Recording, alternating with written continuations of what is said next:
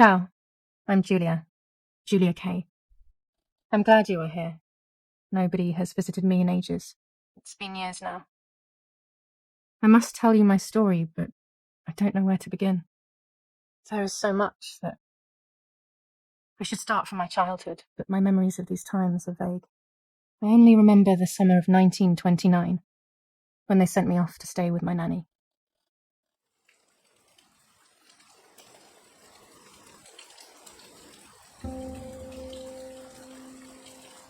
Nanny, will you tell me the story of the White Lady? No, little sparrow, not tonight. A foggy's coming, see?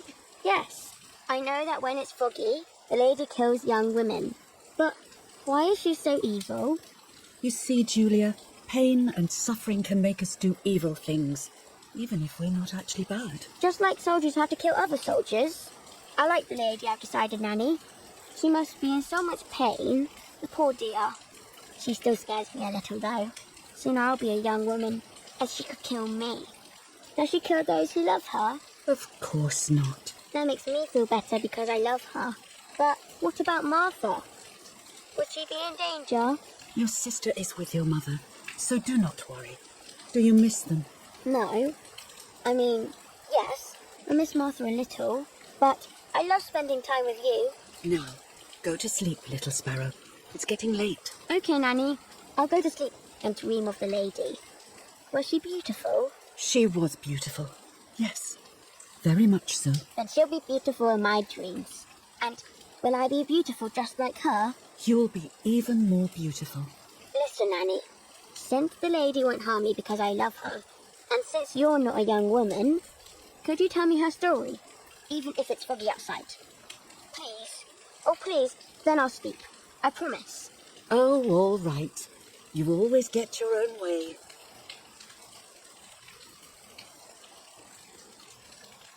I loved Nanny and I loved that story.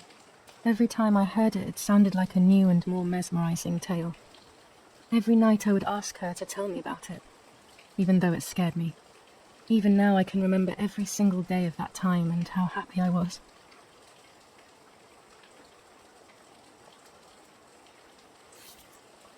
According to an ancient legend, the lakes of the area are haunted by the spirit of a young woman who was killed by the man she loved. She was expecting a lover's stroll by the lake, gazing out at the old tree growing on the lake's island. So much hope and desire, but death, not love, was awaiting her.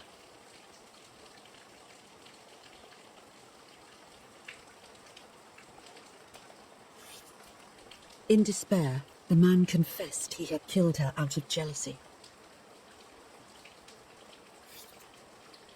So he was hanged on the small island, in the middle of the very same lake where he had killed the girl. They searched everywhere, but the girl's body was never found.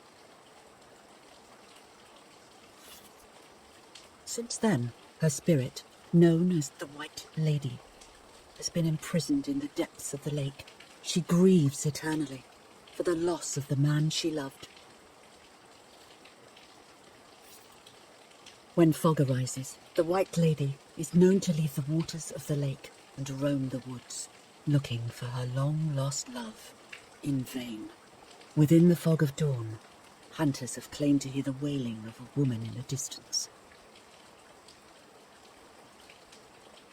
I'm a little scared of this story, even though I like the lady.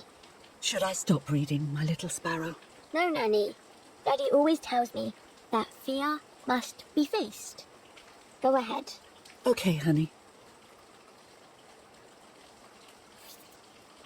Every time the sad memory of the night she perished stirs in her soul, she takes the life of a young woman by slaying such a life in its youth, even just for an instant.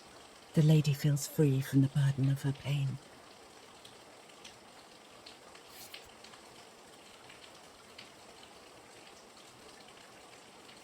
Good night, Nanny. Good night, my love. I spent almost 3 years with the nanny, but when I came home I quickly forgot how to be happy. My memories do not return until 15 years later, in 1944, when I stayed in that house. I enjoyed setting up cameras in the woods by the lake.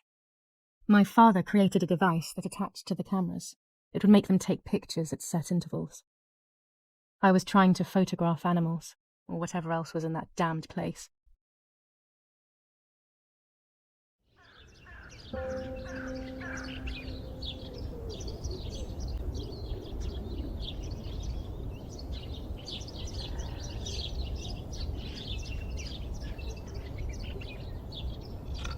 Reel off the film.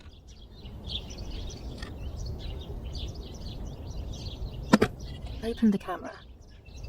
Remove the old roll of film.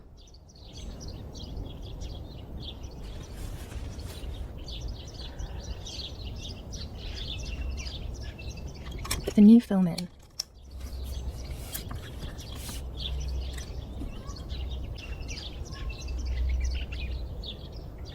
Close the camera. Load the film.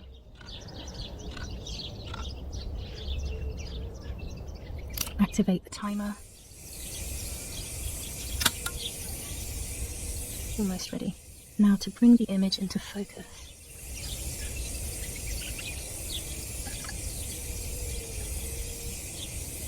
There's something floating on the surface of the water. If I frame it better, I might be able to see what it is.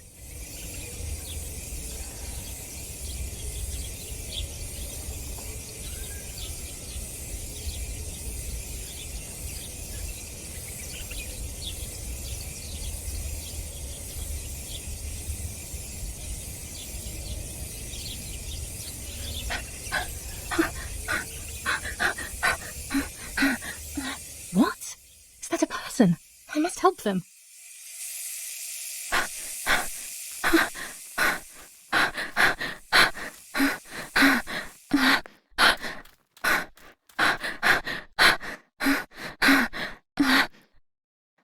I was horrified at the idea that someone might have drowned in my lake. The lake was my world, where I would spend entire days daydreaming. I would lose myself in my thoughts, but that was a rude awakening. So terrible.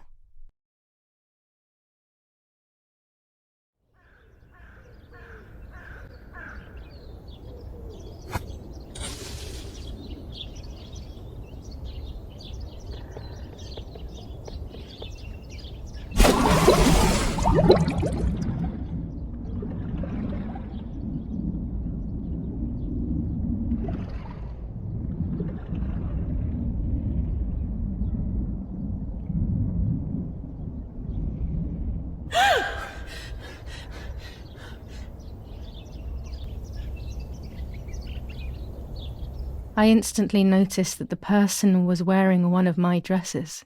I was scared.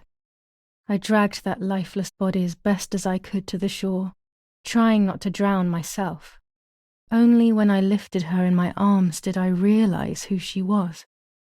It was my sister, my twin, a part of me, dead. Impossible to comprehend. I was desperate. I didn't know what to do or to think.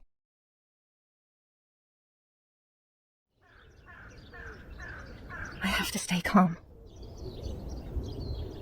Martha is not dead. It's not possible. It's not true. There's no need to worry. Everything is fine. Everything will be fine.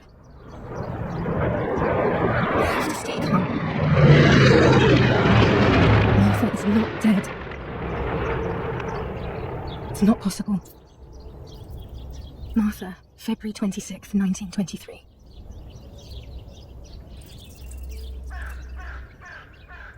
Is everything okay? Are you hurt?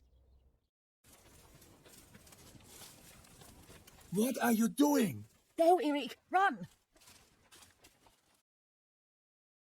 My parents ran towards me. My mother hugged me. She, who detested me, was now cuddling me. Her warmth filled me with life, and the pain became bearable. I felt protected. "Martha, are you okay?" she asked me. speaking slowly in order to let me read her lips. She thought I was deaf. She thought I was Martha. I didn't want the moment to fade, so I meekly nodded my head. I didn't realize I had done something that couldn't be undone. I would have to pretend to be Martha, forever.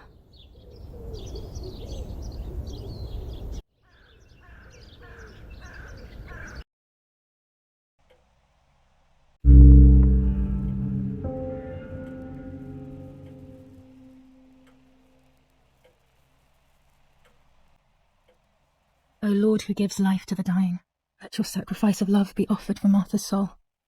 Into your hands I also entrust my spirit, so that I may be reunited with her in perpetual light, to never suffer the desolation of purgatory. Please grant her eternal rest, O Lord, and may eternal light shine upon her. Eerie, did you remember to light the candles in the hall? People will be here soon. Mummy always finds something for everyone to do.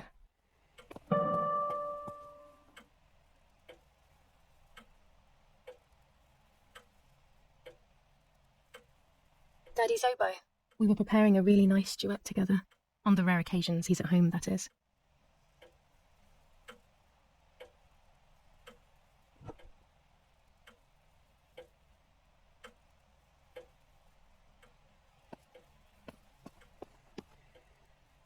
Daddy must be devastated.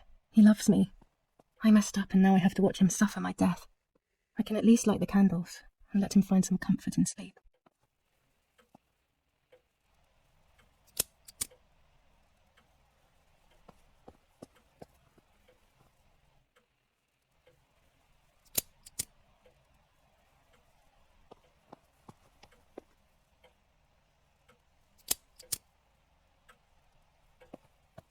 When you're done, can you come and get the flowers, please? Or send Martha if you like. Never a moment's peace, even at a time like this. She can't sit still for a second.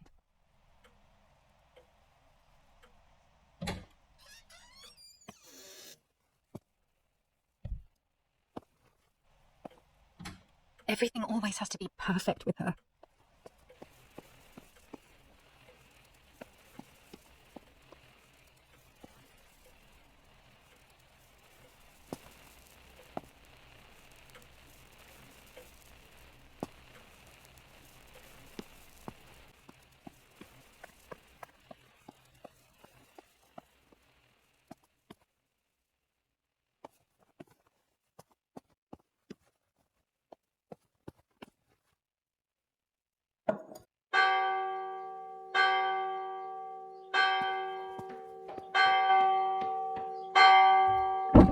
What's happening?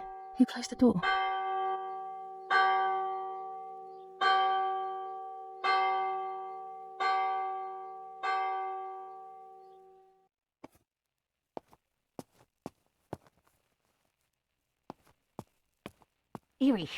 Erich, wake up.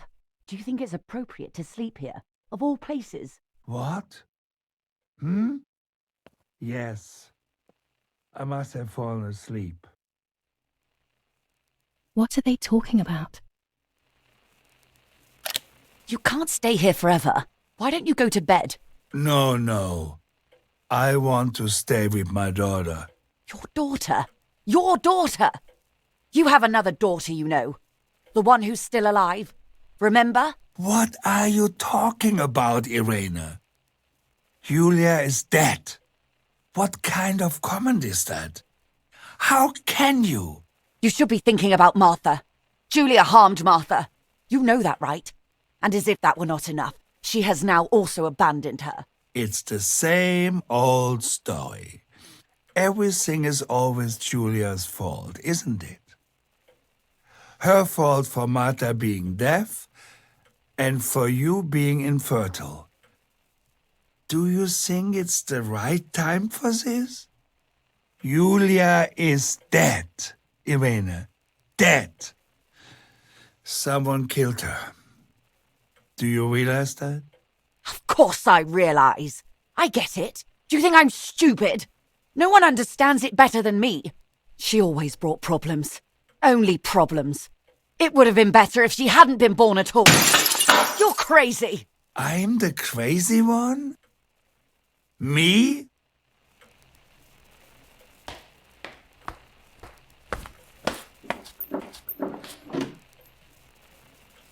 They have done this to get at me, yes.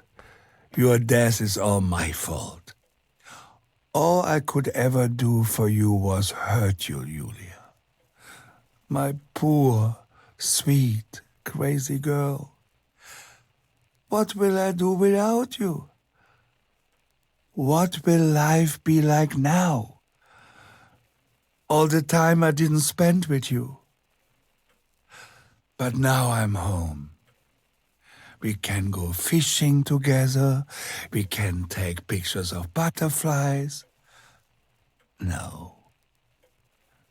We can't do anything together anymore, can we? Nothing. I miss you, Julia. I miss you.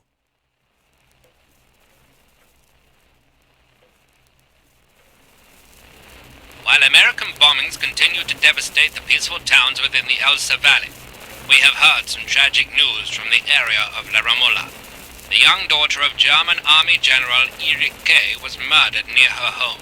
What possible reason could there have been behind such a cowardly act? This is what the Carabinieri, who immediately intervened, hope to find out.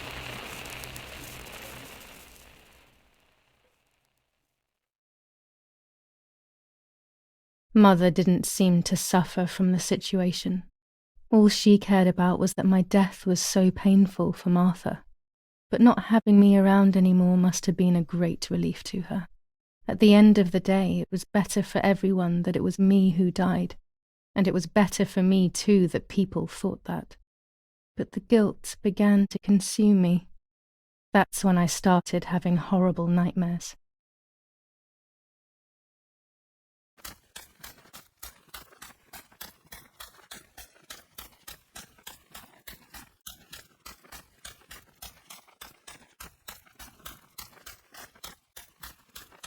Martha has lost her son. Martha has lost her son. Martha has lost her son. Martha has lost her son. Martha has lost her son. Martha has lost her son. Martha has lost her son. Martha has lost her son.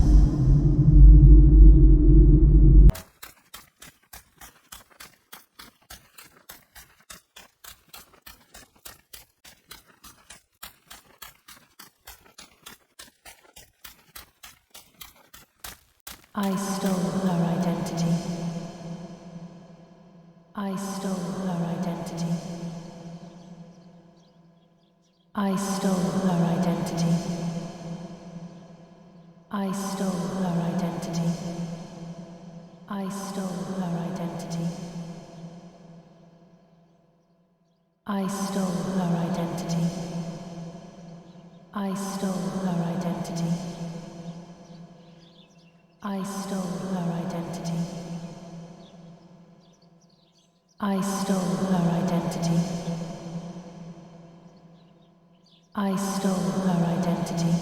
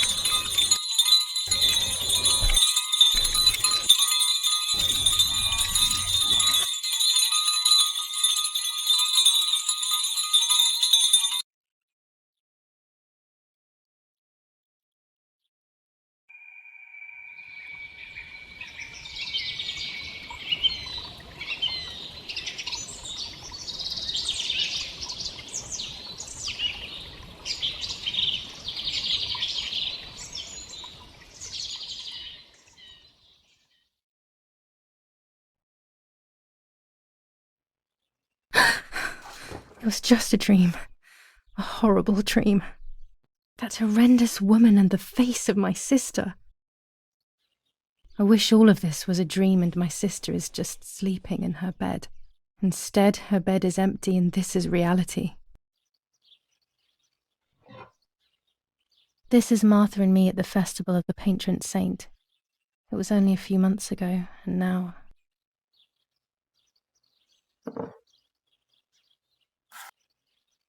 Martha had asked for a picture of me to put in this frame. She wanted me to do one of those expressions of mine that made her laugh. Expressions that she couldn't quite imitate. She used to say that those were the signs of my soul. Can a photo capture the soul? Can I capture Martha's soul?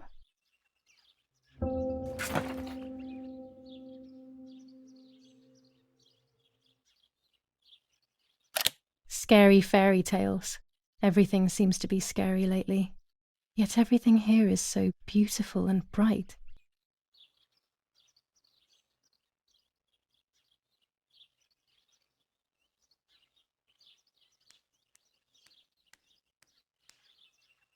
This is Martha's trinket box. It could contain something that will help to figure out what happened.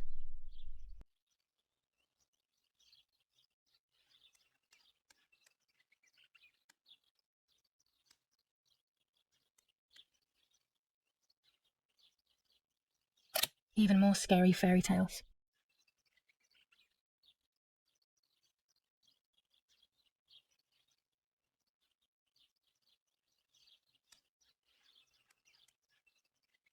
Martha's clothes. To me, wearing them will be like having her with me. Mummy will also be happy to see them. Or I could wear my clothes in the other wardrobe.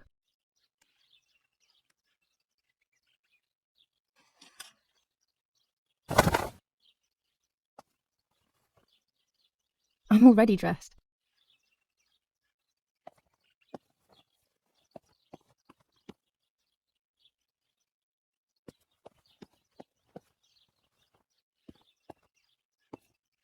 I always keep my trinket box locked.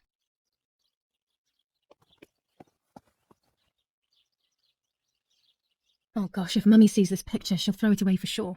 It's me and Lapo. I want to see him as soon as possible so we can mourn Martha's death together.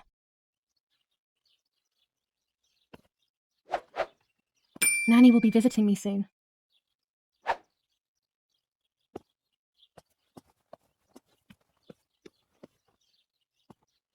Everything I need is always in my bag.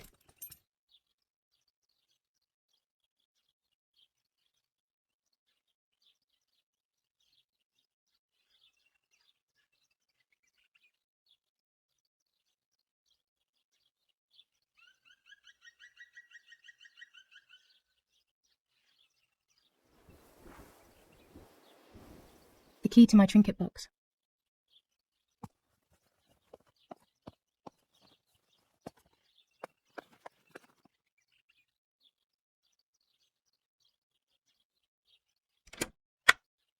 Here is my diary.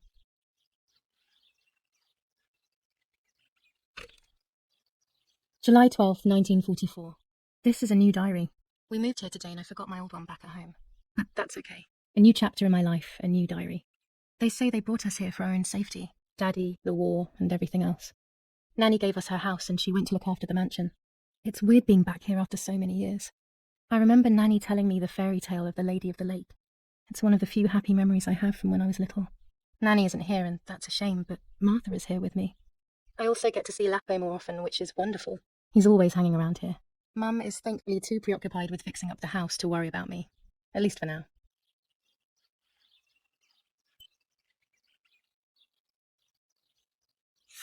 July 16th, 1944. There's something creepy about the woods. Every time I'm at the lake, I get a strange feeling. Maybe it's the legend of the White Lady playing tricks on me. I get weird ideas. I think that there is this presence. Then I think I'm just being crazy. Anyway, crazy or not, I want to take some pictures. I'm not scared. In fact, I'd say I'm excited. I've made arrangements with Martha. She's coming to the lake with me tomorrow to set up 2 new cameras with timers, and we'll see what we can photograph. Not before a good swim, of course. To be honest, Martha doesn't like photography all that much, and recently she's gone off swimming too. But she does like spending time with me by teasing me. Then when she gets bored, she disappears into her books, and I do my own thing. We feel right when we're together. July 16th, 1944. There's something creepy about the woods. Every time I'm at the lake, I get...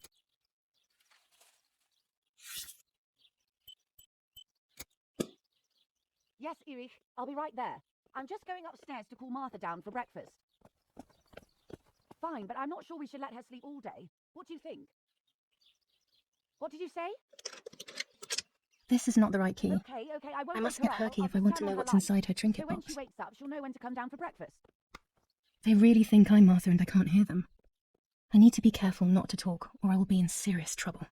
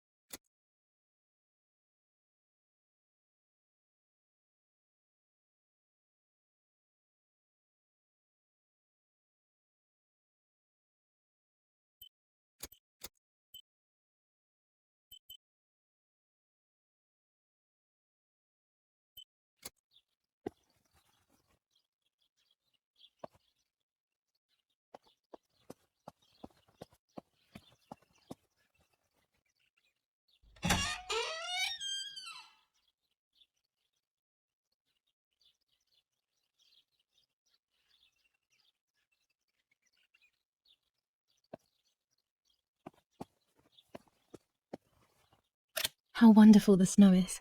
Unfortunately, it doesn't snow often around here.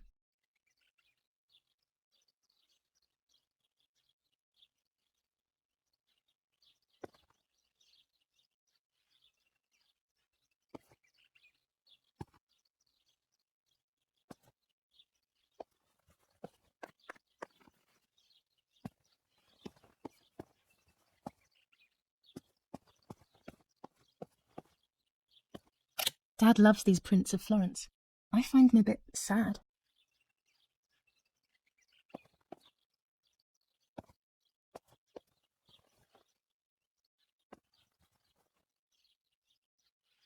There's no shortage of paintings in our house. Mum is passionate about painting.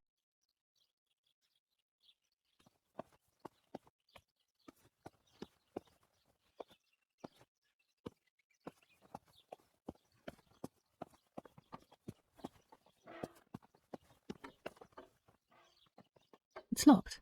Strange. Why did they lock my room? Martha's breakfast is ready. We can go. Yes.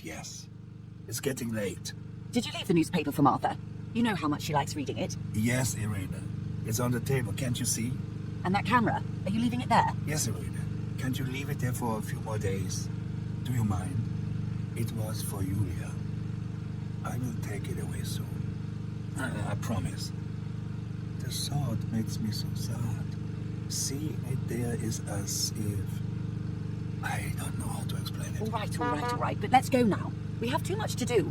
We can't stay here all day talking. Mummy is right, though. Martha always read everything. It's me who will now read the newspaper instead. They'll be out all day. The funeral preparations will take them a long time.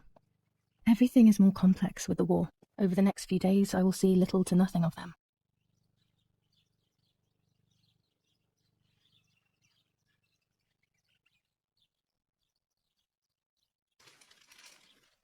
Brutal assassination in San Casciano. Julia Kay, a young woman from a respectable family, brutally murdered near her home. Carabinieri investigates. A possible political motive emerges. Martha was not killed by politics or war. She was killed by something much closer and much less clear. I will find out the truth.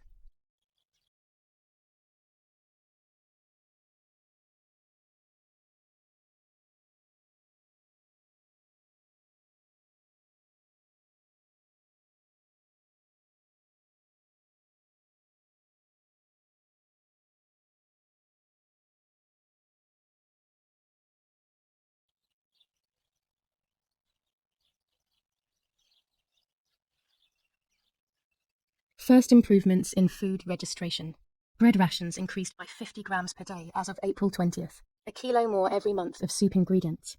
Reforms to the treatment of agricultural workers and an unexpected distribution of jam. Firm bulwark even in the skies. 159 aircraft of the Germanic defense shot down in 24 hours. Major Russian operation northwest of Jassy. Enemy convoy lost in the Mediterranean. 2 destroyers and 6 merchant vessels sunk. Brutal assassination in San Casciano. Julia Kay, a young woman from a respectable family, brutally murdered near her home. Carabinieri investigates. A possible political motive emerges.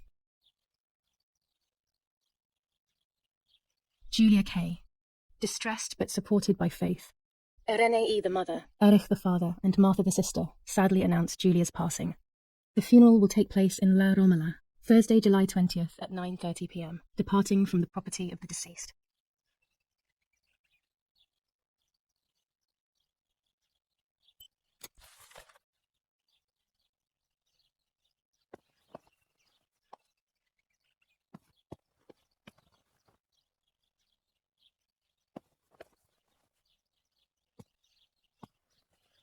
These are our vineyards. My father loved them so much that he constantly took photos of them.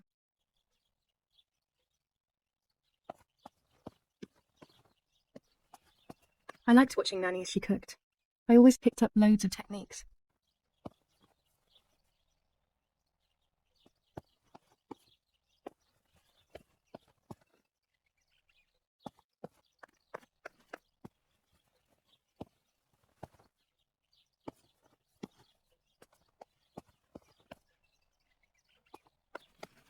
Oggi Bonsi. On the day of St. Alexis, the battle rages in the city tormented by Anglo-American bombing. Our Lady of Carmel, a company of the Falchium Regiment, counterattacked yesterday, forcing the French to retreat. Florence, July 15th, 1944. The situation General is currently Erich under Kay. control. As per our prior agreement, we are sending you military encrypted communication material. The device must remain hidden and secret. Hail. Feldmaskerallo, Carl H.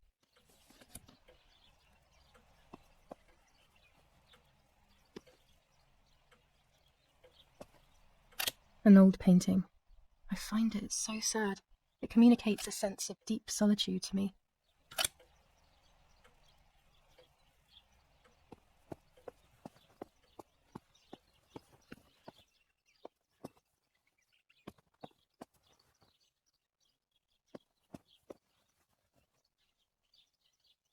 Riding bikes around here is beautiful. These are Mummy and Daddy's bikes, though. Mine is outside.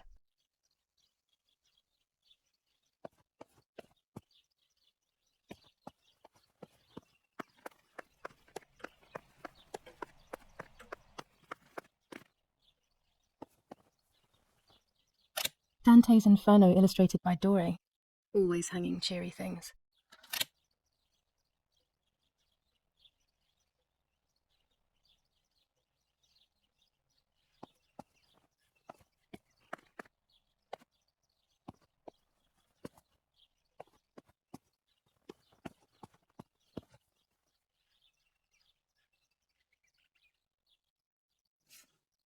For Julia, to take more and more photos, Dad. I can verify that the camera is still working by taking a photo. I could photograph a sparrow. There are so many of them out here. There might be birds around the little wall in front of the house. I always put crumbs on it for them.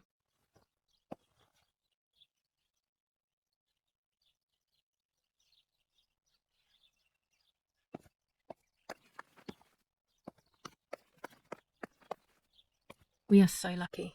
In these difficult times, pantries are empty and people are going hungry. But with a German general for a father, food is never scarce.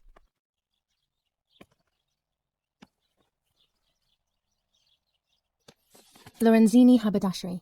5 meters of grey cotton fabric. 6 meters of white linen fabric.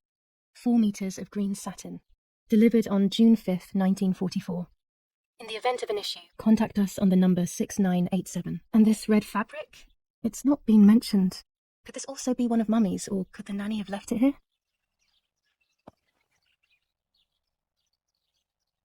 Mummy's sewing machine. She learnt how to sew because nobody else could do it to her liking. Mummy's medicine. Will they do her any good?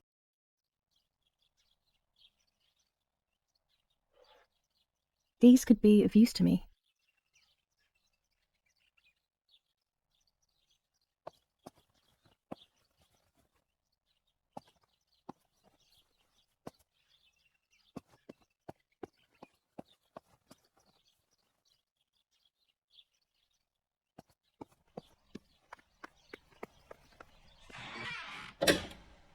Daddy set up his darkroom here.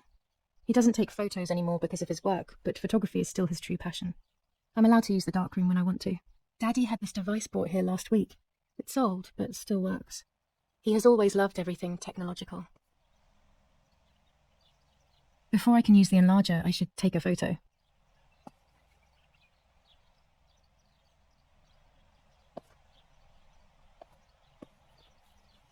There are 3 baths when developing photos. The development bath, then the first rinse, and then the fixing bath. The second rinse is done directly in the sink afterwards. Before I can use the enlarger, I should take a photo.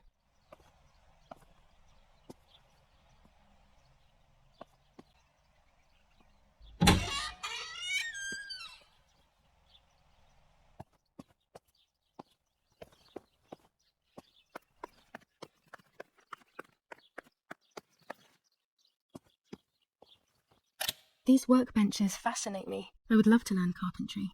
This is where Nanny's husband made my dolls. The puppets I used to play with were made here. I never knew that when I was a child. They always told me that a fairy brought them. I didn't really believe them, but it was nice to think that.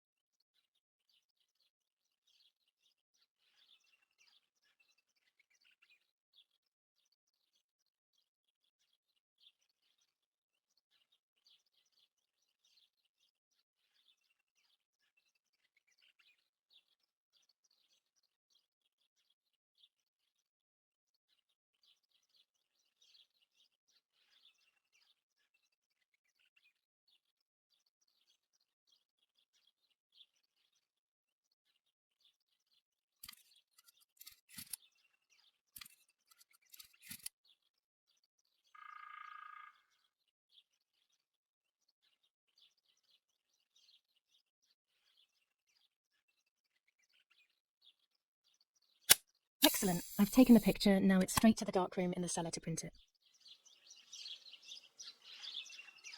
Daddy recently became a general in the German army. He used to take pictures on the front lines, but now he gives me the materials to take photographs instead. Now that Martha is gone, only this camera can fix my ideas and my memories. I can't allow myself to forget.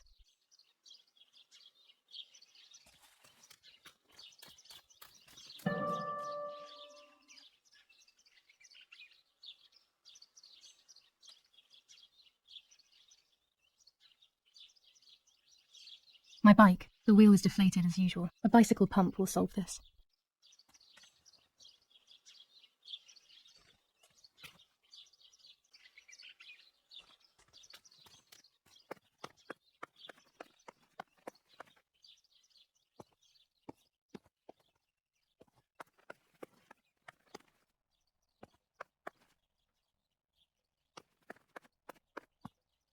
We are so lucky. In these difficult times, pantries are empty and people are going hungry. But with a German general for a father, food is never scarce.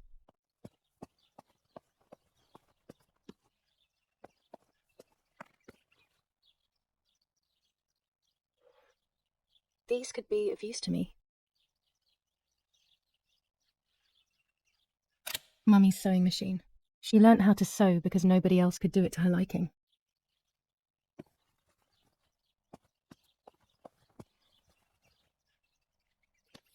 Lorenzini haberdashery. 5 meters of grey cotton fabric. 6 meters of white linen fabric. 4 meters of green satin. Delivered on June 5th, 1944. In the event of an issue, contact us on the number 6987. And this red fabric? It's not been mentioned. Could this also be one of Mummy's, or could the nanny have left it here?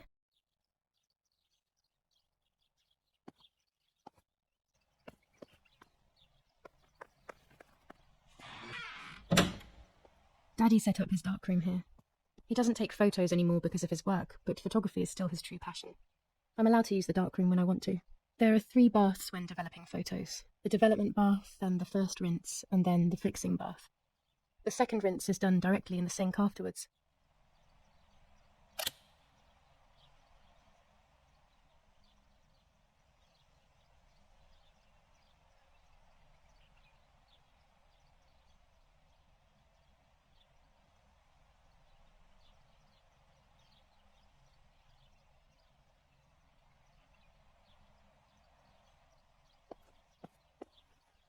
Daddy had this device brought here last week. It's old, but still works. He has always loved everything technological.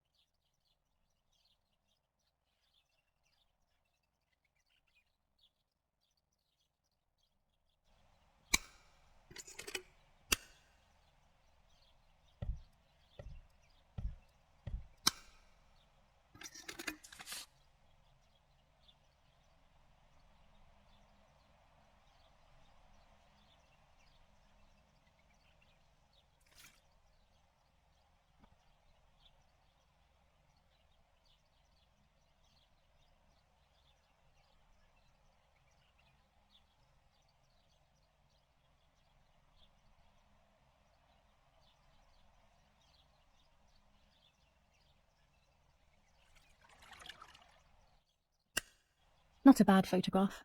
It seems that the camera works perfectly. Now I can take a self-timed photo for Martha's frame.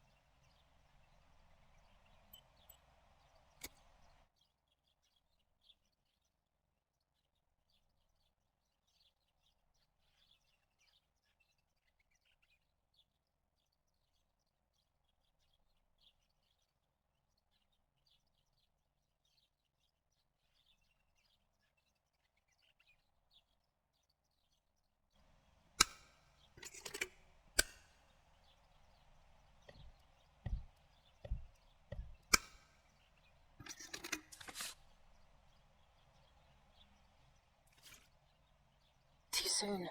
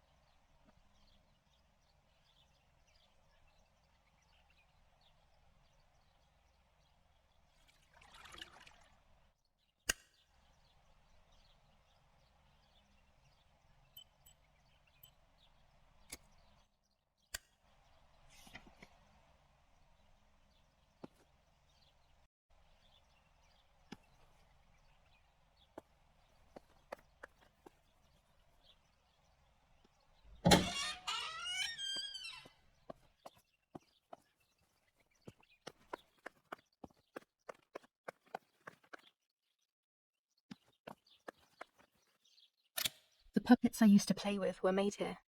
I never knew that when I was a child. They always told me that a fairy brought them. I didn't really believe them, but it was nice to think that. These workbenches fascinate me. I would love to learn carpentry. This is where Nanny's husband made my dolls.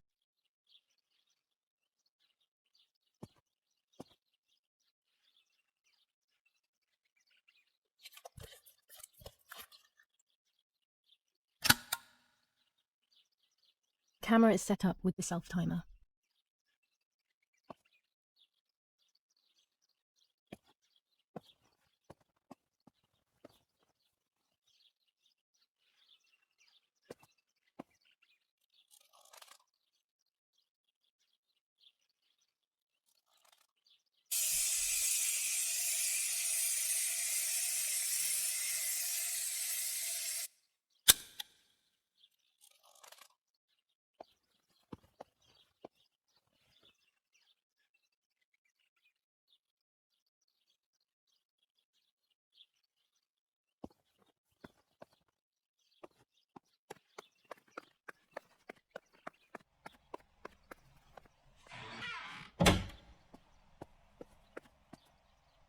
It's always a thrill to develop a photo.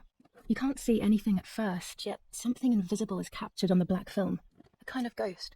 That invisible breath then returns to reveal the reality from which it was torn. There are those who say that photography steals the soul or captures it. That's why they used to photograph the dead. But nowadays, almost nobody does it anymore. Even if it's just a delusion, I want to photograph Martha. I want to have a small reflection of who she was with me. But I have to do it secretly or they'll think I'm crazy.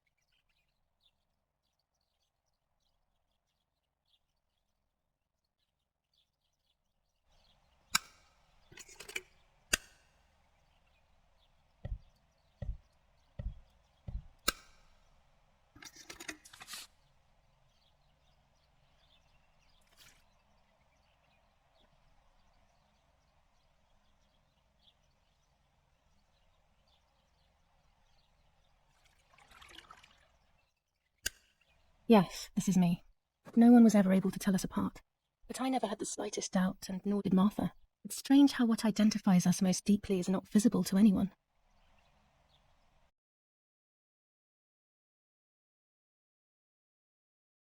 I was obsessively thinking about Martha and what had happened. But suddenly, a thought took control. The memory of that day at the lake was becoming more and more like a dream when, after awakening, the image becomes more and more faded. Could it be that the memories were a figment of the mind? Had I been the one that hurt my sister? I had always envied her, and now I had taken her identity. I experienced a suffocating pattern of thoughts. I decided to go straight to the lake to retrieve the film rolls. They would tell a different story, I was sure. But deep down, I kept hoping they would confirm my fading memory. Of course the door is locked. The keys aren't hanging on the lock as usual, then they will be in Daddy's study. We live in fear now. My parents are not going to let me go to the lake anymore after Martha's death. So this is the right time. I need to know. The self-doubt I feel is eating me up.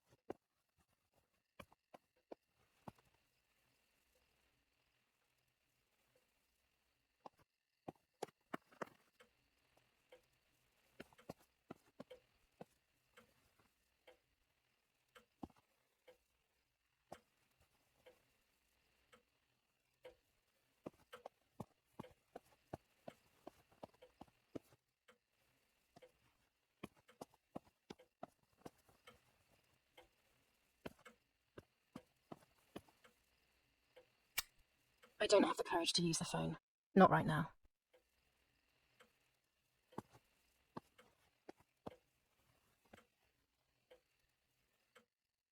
What the hell? For a moment I thought I saw... No, that's not possible. There must be this whole situation making me see things that don't exist.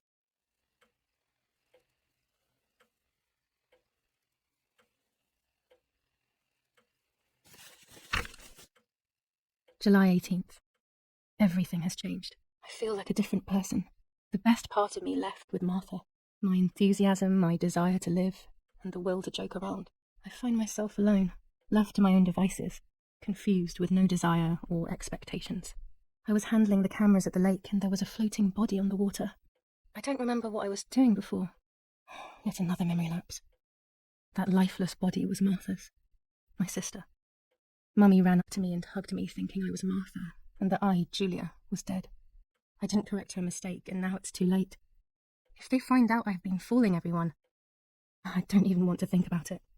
I feel terribly guilty pretending to be Martha, pretending to be deaf. I took the photo for Martha's frame. I know it's too late now, and I felt incredible pain placing the picture. I said goodbye to her forever in that moment. I realised she was gone, and there was no going back. I must do one thing for Martha. I must find out what happened. The partisans couldn't have killed her. That's just ridiculous. Lapo is my friend, and he is one of them. He loved us so much. We know all of them, so it's just impossible.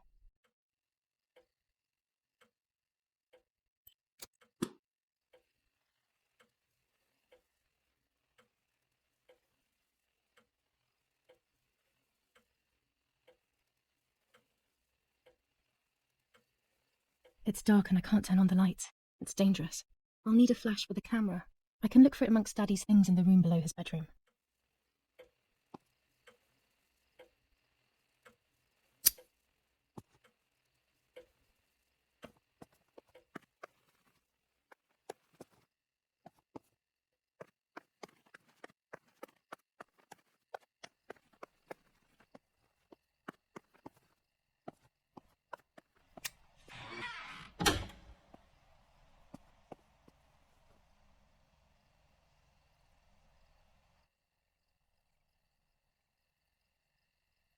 With this lens, I can shoot very close up.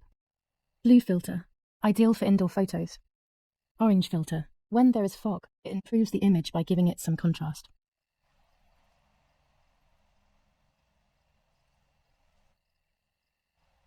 A lens and a roll of infrared film. They can photograph what the naked eye cannot see.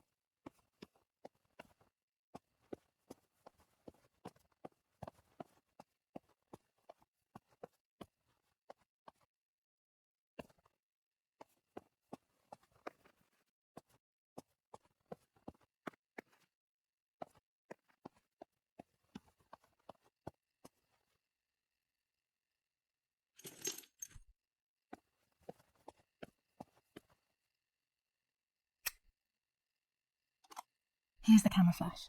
Now I can photograph Martha even in the dark.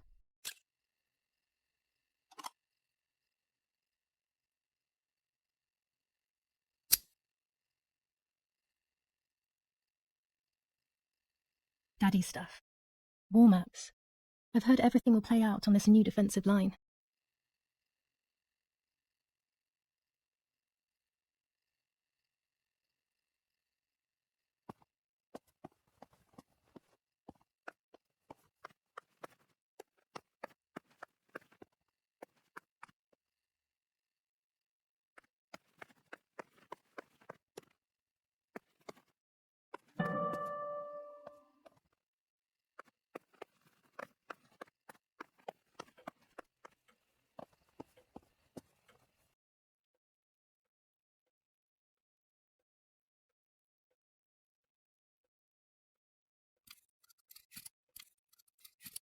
Damn, it'd be nice to have you always by my side, even if it's just a picture.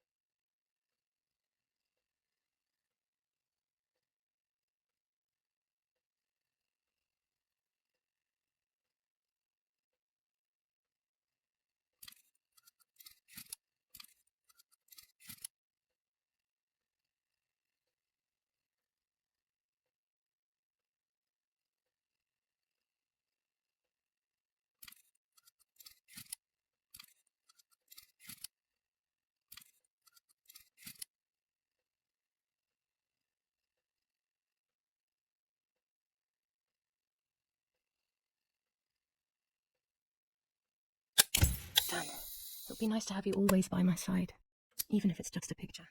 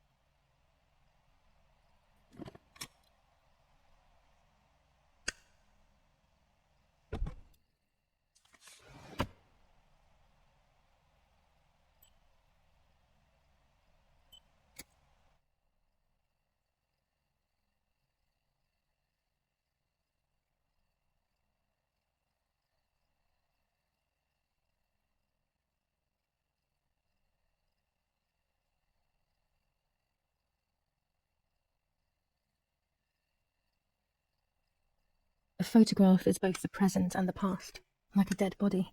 I don't know what I'm expecting. Maybe it's silly to think you can capture the soul of someone who has died.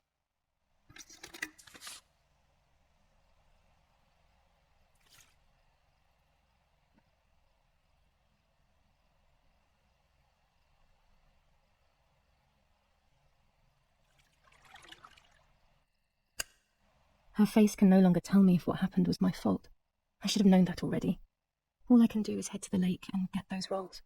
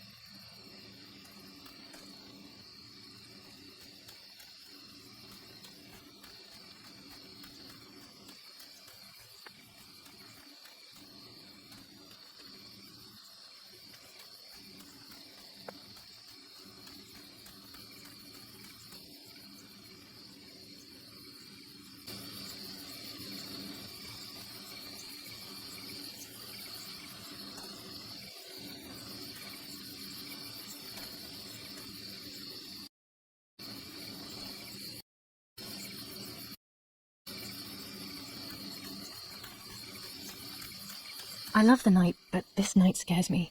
In the dark, I can feel all the harm I've caused. It's getting closer with each step. I feel it brushing up against me like a cold wind. I hurt Martha. The closer I get to the lake, the more certain I am of this. How could it not be?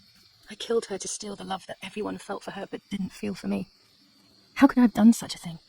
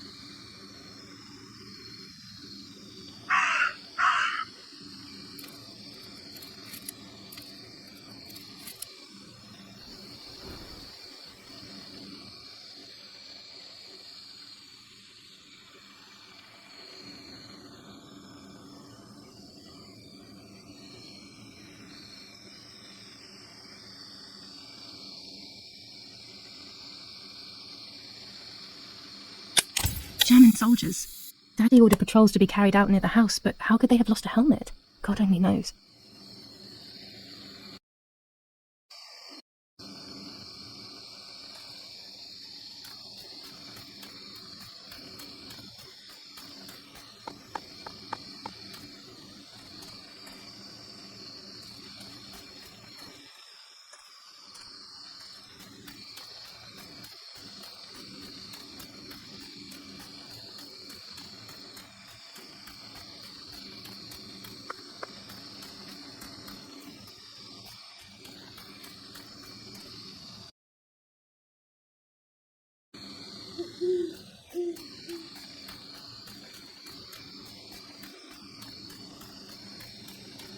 Oh no! Damn lamp! Luckily I still have my lighter with me.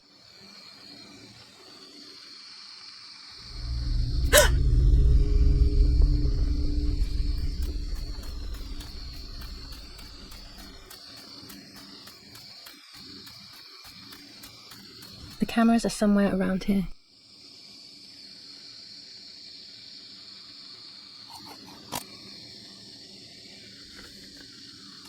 Two cameras left.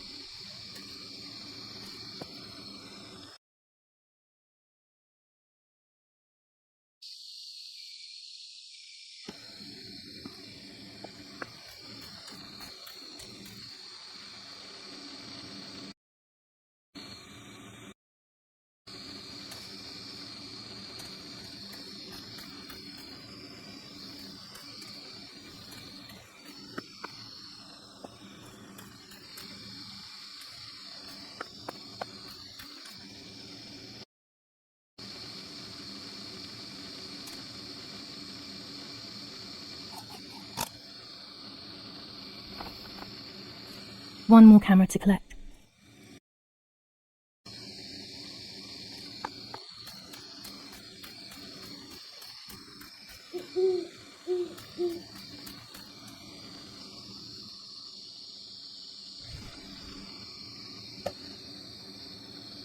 A shred of fabric here in the woods. How strange.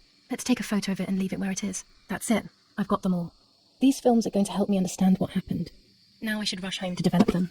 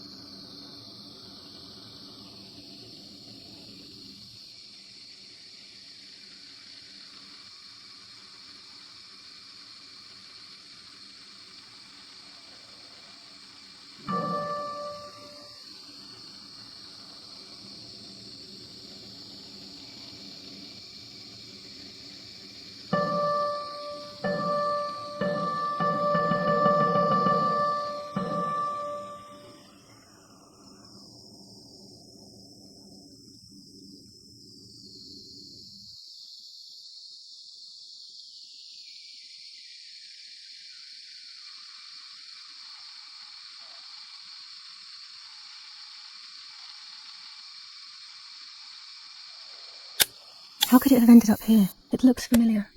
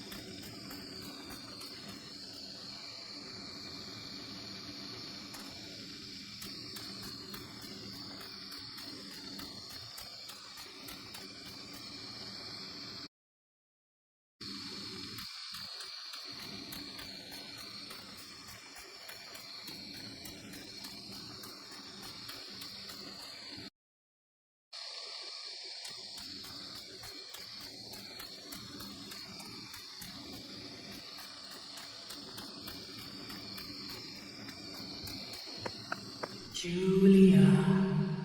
Julia.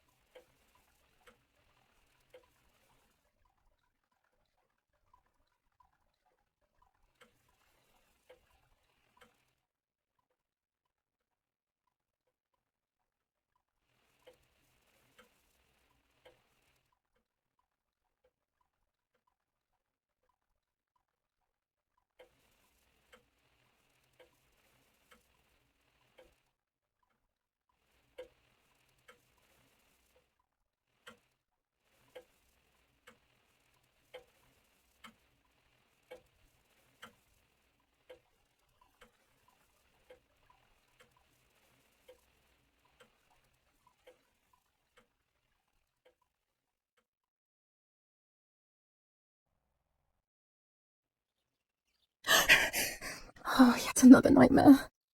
She entered my dreams once more. Maybe she wants to talk to me. What am I saying? Fairy tales coming true. Yet I feel... No, these are the thoughts of a crazy person, and I'm not crazy.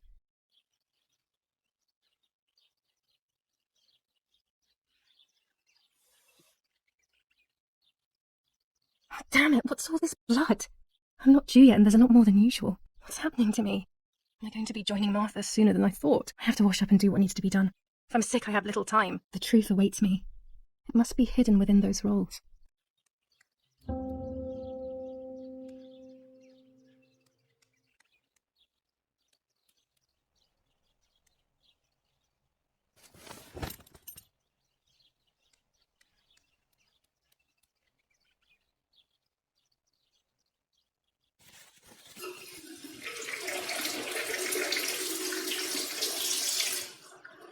That's better.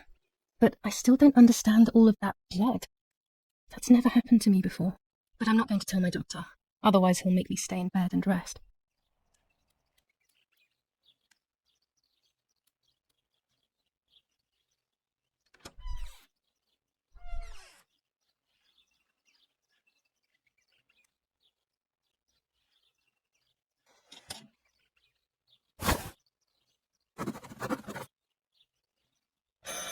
It's very rude, but I could pick up the phone and listen to their conversation.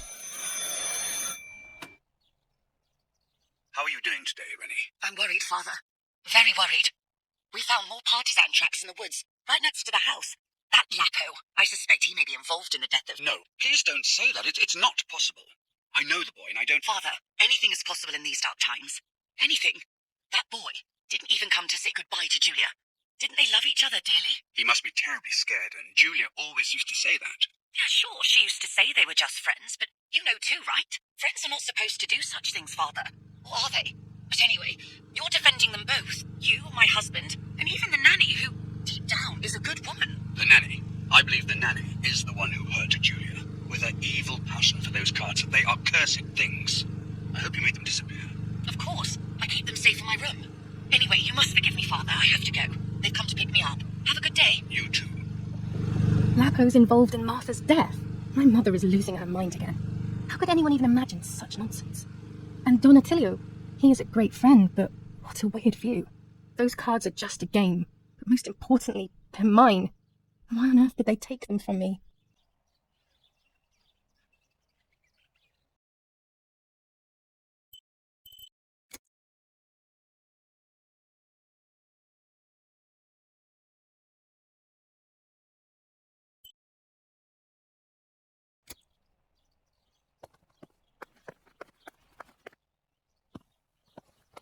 Following the dramatic news from the countryside, Archbishop Toccarelli will protest with the French in the city for the raping being committed by invading troops. New ordinance for the safety of citizens. From this moment on, it is forbidden for anyone to leave their homes and walk the streets of San Cassiano. All windows, including cellars, house entrances, and doorways, must remain closed night and day. The population are advised to stay in their cellars, or, where these do not exist, churches and other large buildings. The patrols of German armed forces have orders to shoot at people who are on the street, or who are found looking out of their windows. I shall repeat for clarity. New ordinance for the safety of citizens. From this moment on, it is forbidden for anyone to leave their homes and walk the streets of San Cassiano. All windows, including cellars, house entrances, and doorways, must remain closed night and day. The population are advised to stay in their cellars, or, where these do not exist, churches. 25 ISO film. When the sun is high in the sky, German it's armed perfect. forces have orders to shoot at people who are on the street, or who are found looking out of their windows. General Edict K. New rules on curfew and women's behaviour. German command of S. Vincenzo Attori. Telephone number 1185.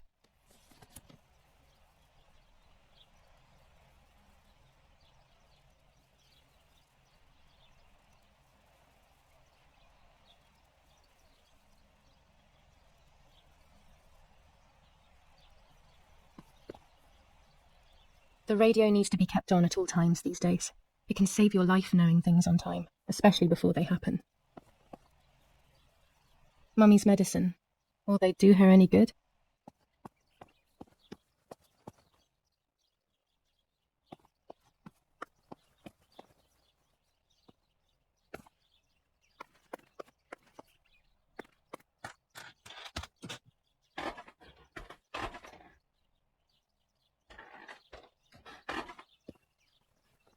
Pervitin again.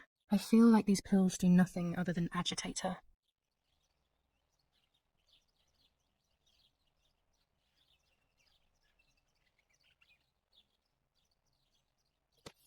Romola, 15th of July 1944. Dear Mrs. Irene, I'm writing to let you know that all is well here at the villa. Thank you for being so considerate and caring. I apologise for the simplicity of the housing you were forced to live in.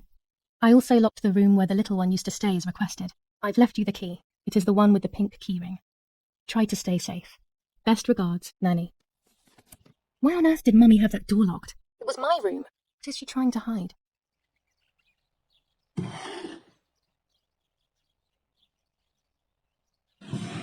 Dear Mother, this is hard, but I have something to tell you. I found out that Julia is pregnant. Go to the lake tomorrow morning at 7 and watch her as she bathes. You'll see that her tummy is growing. Martha. What? I'm not pregnant. Why is everything becoming even more confusing? I'm searching for an explanation, but instead I'm left with more questions.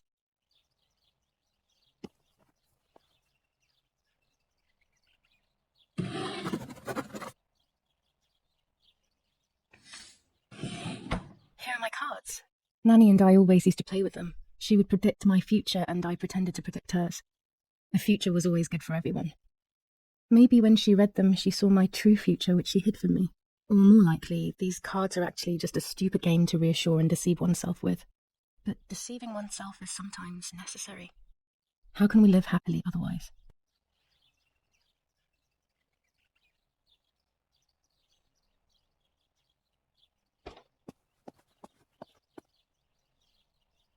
There are more and more weapons around, and everyone is scared after what happened. This is Mummy's jewellery. She wears them every day, even though Daddy says it's impractical and dangerous to show signs of wealth these days.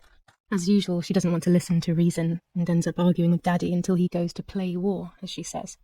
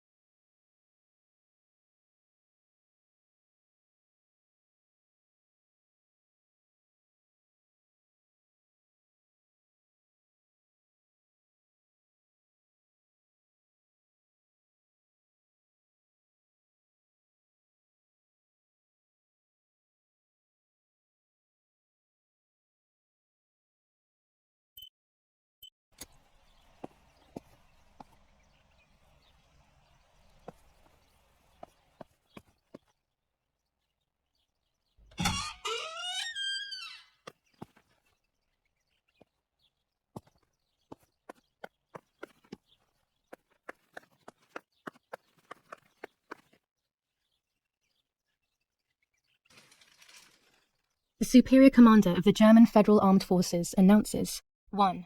Whoever is in possession of weapons or explosives not reported to the German headquarters will be shot. 2. Whoever harbours bandits and or protects them and provides them with clothing and or weapons will be shot. 3.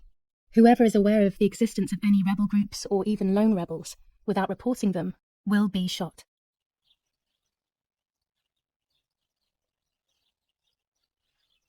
Italian workers in Germany. The following rules are in place for workers who voluntarily work in Germany. A commitment of a maximum period of 1 year before returning to Italy. Fighting in Normandy. Victorious Germanic counterattack on the road from Perriers to Carentan. Pont Heber reconquered north of Saint-Lô. Many US losses caused by the flying bomb action. War rages on the Eastern Front. An attack launched by the Soviets after hours of cannonade. The fight on this front has been going on for a long time.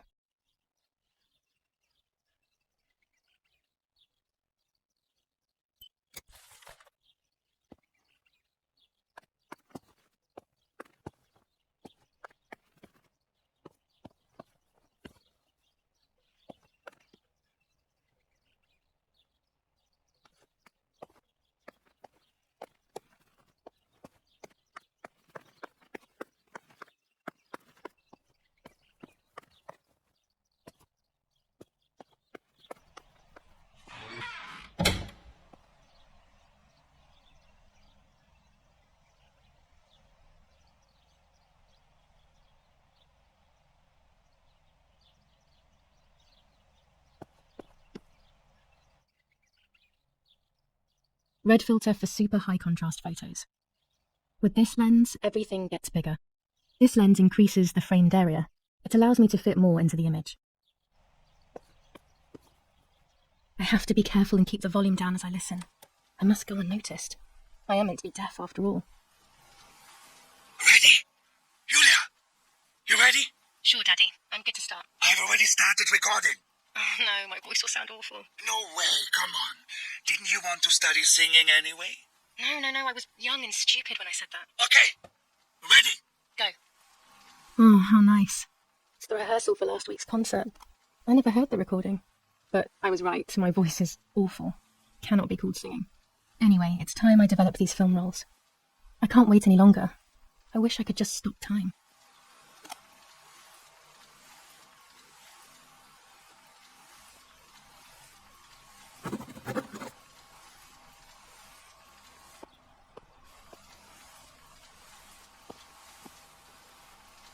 These images could change everything. I cannot bear the fact that I may have hurt Martha. I would rather die. Damn my head and these memory lapses. It's such a pain not remembering. It's like getting lost inside yourself.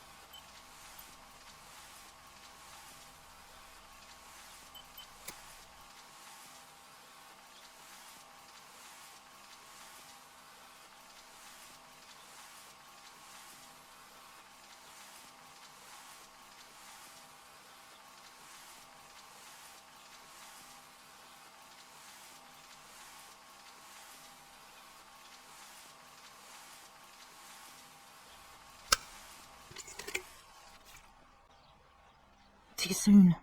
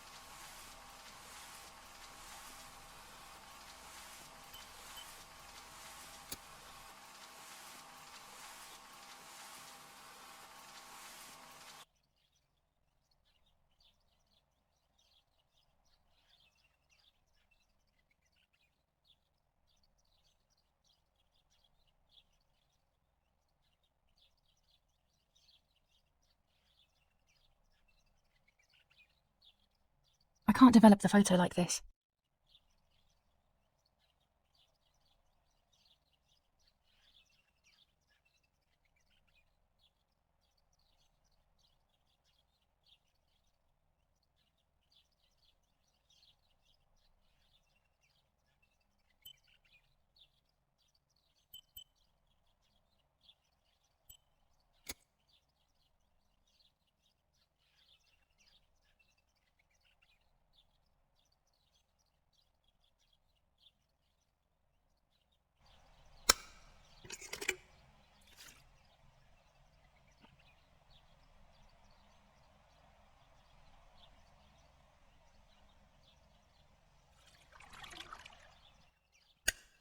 I'm carrying Martha to shore. I'm trying to save her. My memories, although fuzzy, do match reality. I feel a little better. Now I can find out who really hurt Martha. Maybe I should meet with the White Lady. She might be able to tell me something. Is this crazy talk? Yes, definitely, but what's normal about any of this? Maybe you have to be a little crazy to get anything done.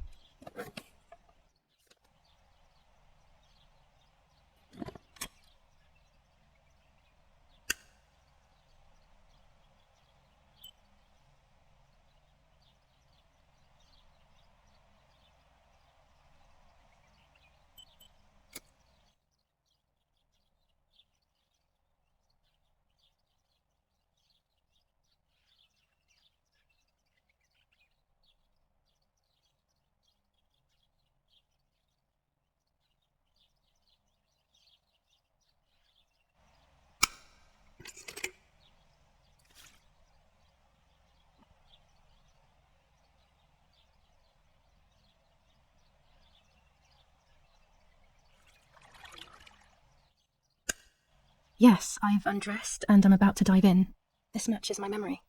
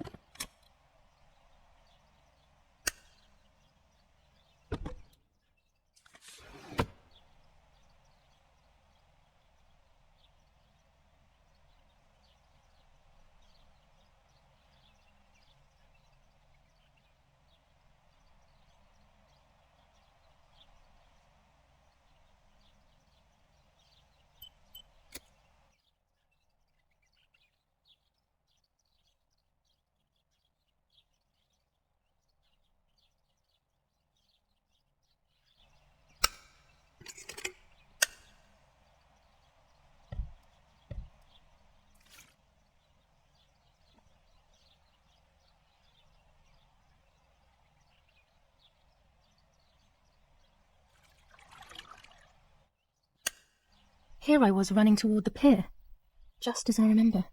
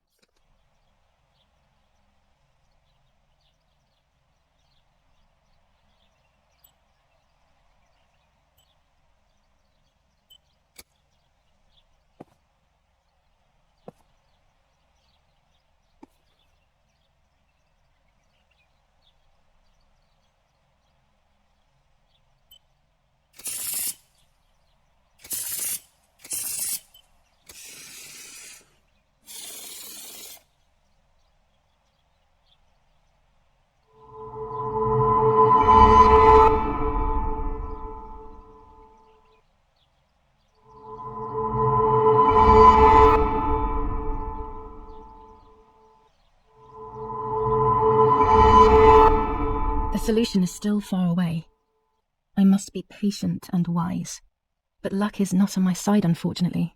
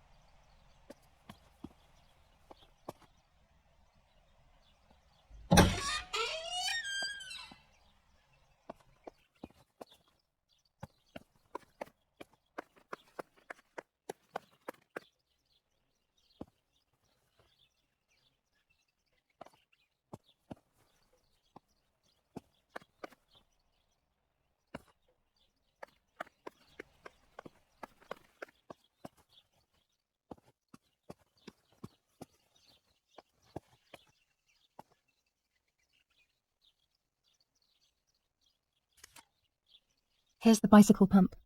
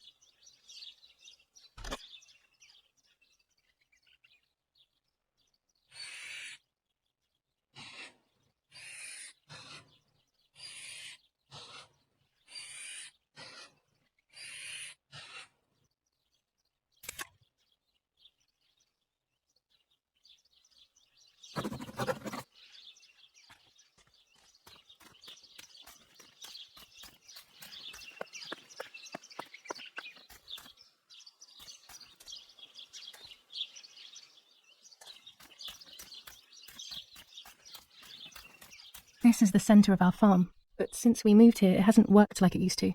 Security matters, Daddy says.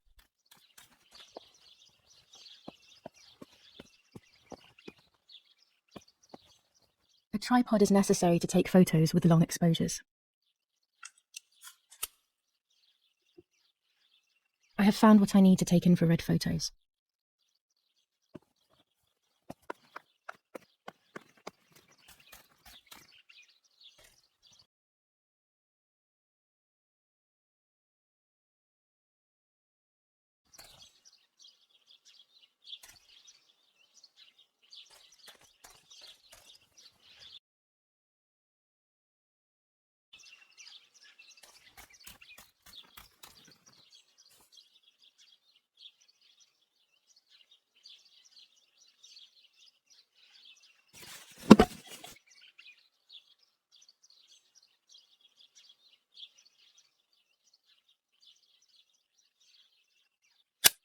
It must have been Lapo, the dummy. There's little wonder why everyone thinks there's more than friendship between us.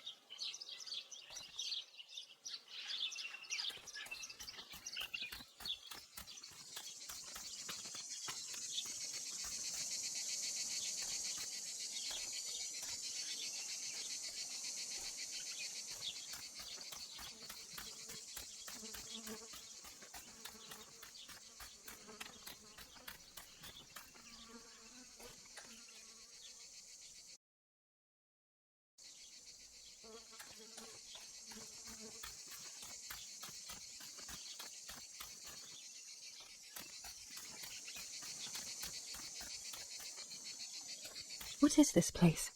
This never used to be here.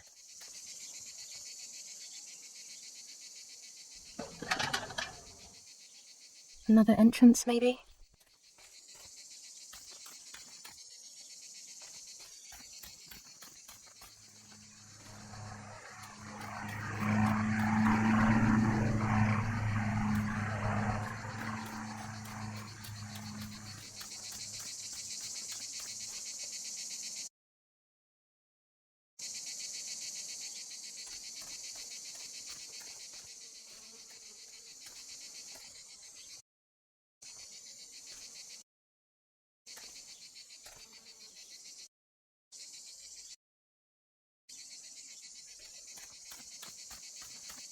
Los, schnappt wir uns diese... Los! Hey, hey! Los geht's! Hier lang! Hier drüben! Oh, hey! Vorwärts! Hier! Sie sind da lang! Verdammt! Los, laufen! What is going on here? What are the soldiers doing? It's dangerous, I know, but I want to follow them and see what's happening. Verdammt!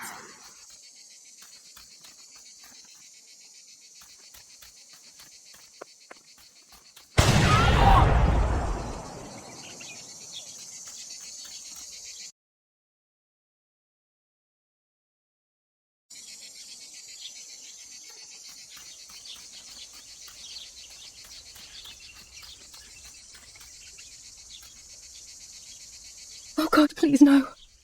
Lapo, my dear friend. What have they done to you?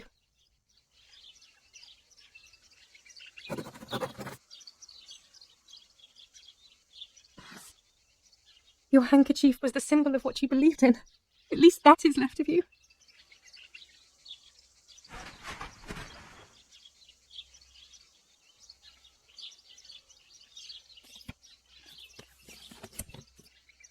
Dear Julia, are you surprised that I've addressed this to you and don't think you're dead? Everyone calls you Martha now, right? I know you too well. I can never understand why no one else can ever tell you apart. Not even your own mother and father. Martha is gone, and I cannot reconcile myself.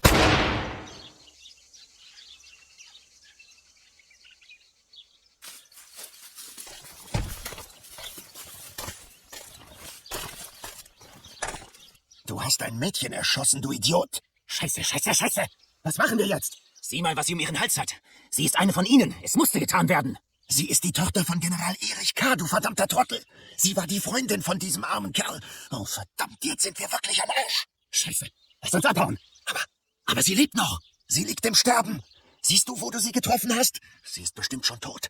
Wir müssen jetzt abhauen, sonst sind wir auch bald tot.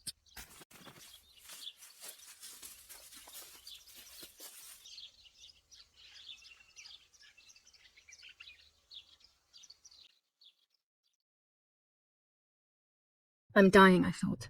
But strangely enough, I wasn't afraid. In fact, I was almost relieved. When I returned, I found myself once again in the midst of a bad dream. One whose meaning I did not understand at the time.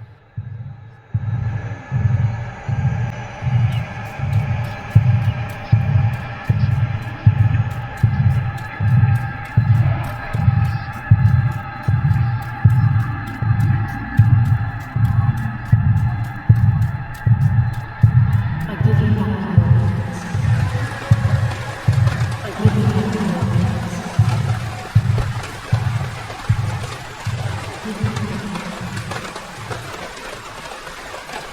I give you back my words. I give you back my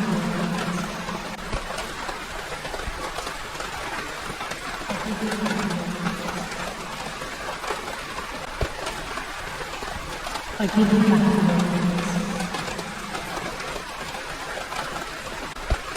give you back my words.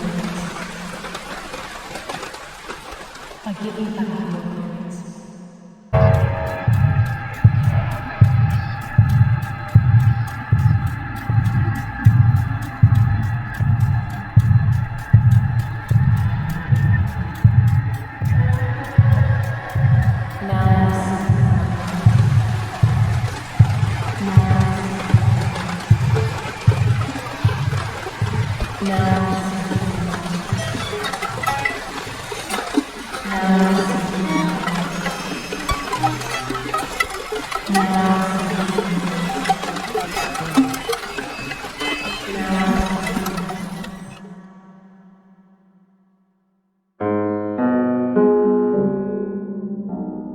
Two sisters were destined to die. Julia, the first sister, and Martha, the second. On Julia's day of departing, identical twins stood before me, impossible to tell apart.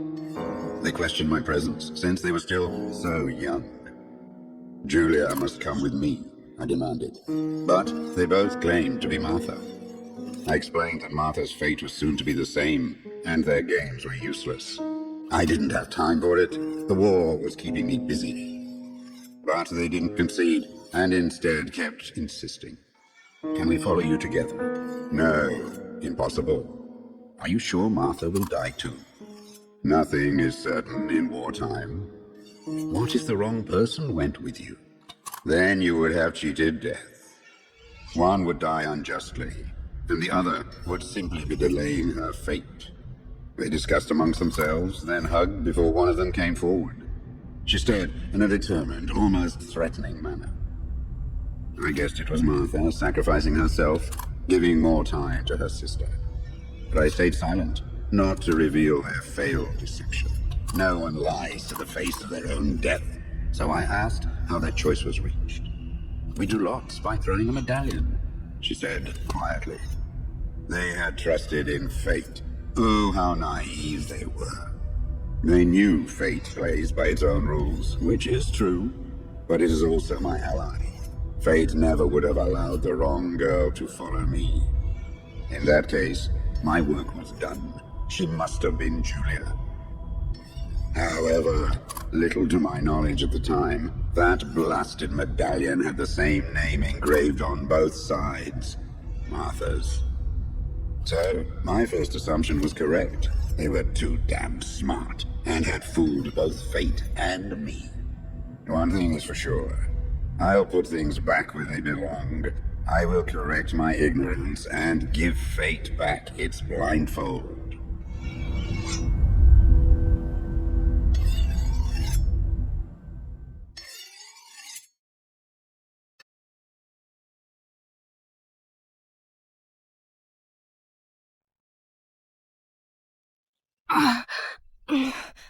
Damn, this hurts so bad.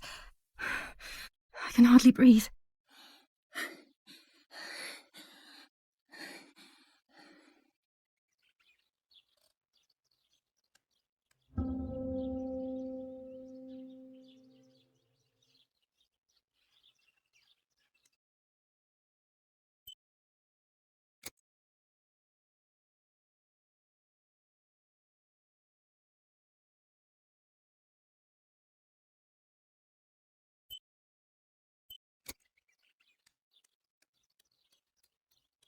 No, my bag is not here.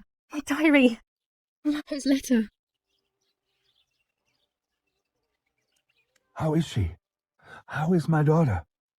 Please, doctor. Please give me good news. It's a miracle she's alive, Eric, but she will be all right.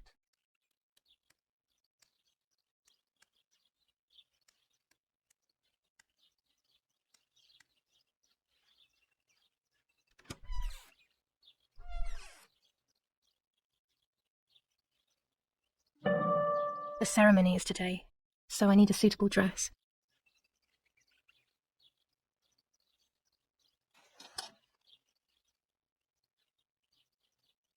I would like to spend a moment with my sister, just me and her alone, before people arrive for the funeral and then take her away.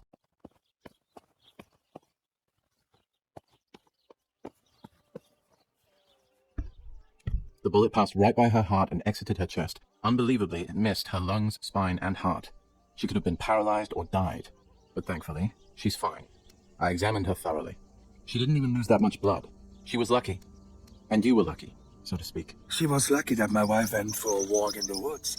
Otherwise, she would have bled to death, yes. I don't know what to say. All of this, it's too much. So much death and suffering.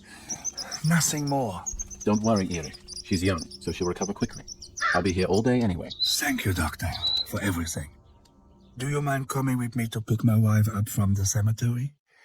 The funeral will start soon in the chapel. Of course not. Lead the way. You know, with all of these preparations for the funeral, Irina wants everything to be perfect. It's her way of coping, so she doesn't have to think about everything going on. She is a woman who has suffered so much. Maybe too much. It's July 20th.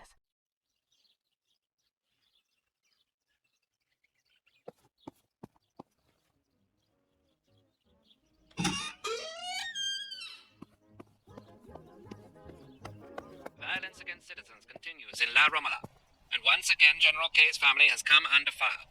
Now it is the life of her sister. What if the bag is here somewhere? The blow from the gunshot in her back could have killed her. It is only by the grace of God that the girl is alive. The anti-fascist political motive appears to be the only reason. There's my bag. Thank God.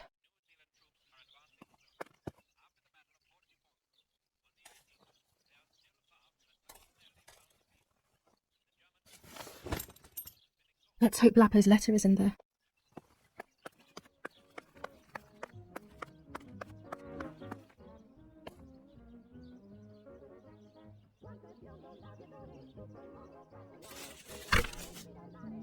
July 19th. I retrieved the cameras at the lake, but I convinced myself that I was the one who had hurt Martha. So much so that when I had the rolls with me on the way home, I found myself in another horrible dream. I don't even remember going to sleep. As soon as I woke up, I developed the film. The photos confirmed to me that my memory of that night was correct. It was a great relief. I have decided to go back to the lake in an attempt to communicate with the White Lady. I know it's a crazy thought, but I can't get it out of my head. I need to know what happened to Martha, so I must pursue every possible avenue, even the path of insanity.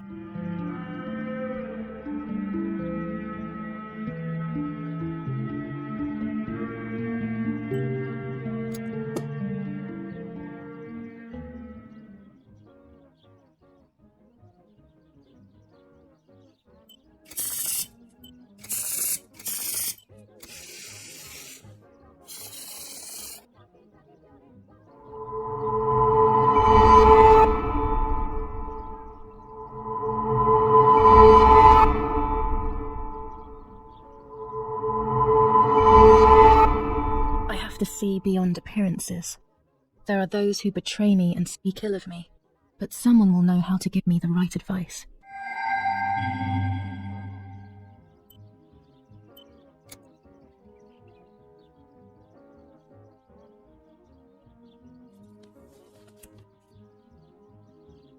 Dear Julia, are you surprised that I've addressed this to you and don't think you're dead? Everyone calls you Martha now, right? I know you too well. I can never understand why no one else can ever tell you apart. Not even your own mother and father. Martha is gone, and I cannot reconcile myself to that fact. I have to stay hidden, and sadly I can't run to you. Even if I would love nothing more than to hold you tight and cry together. No words.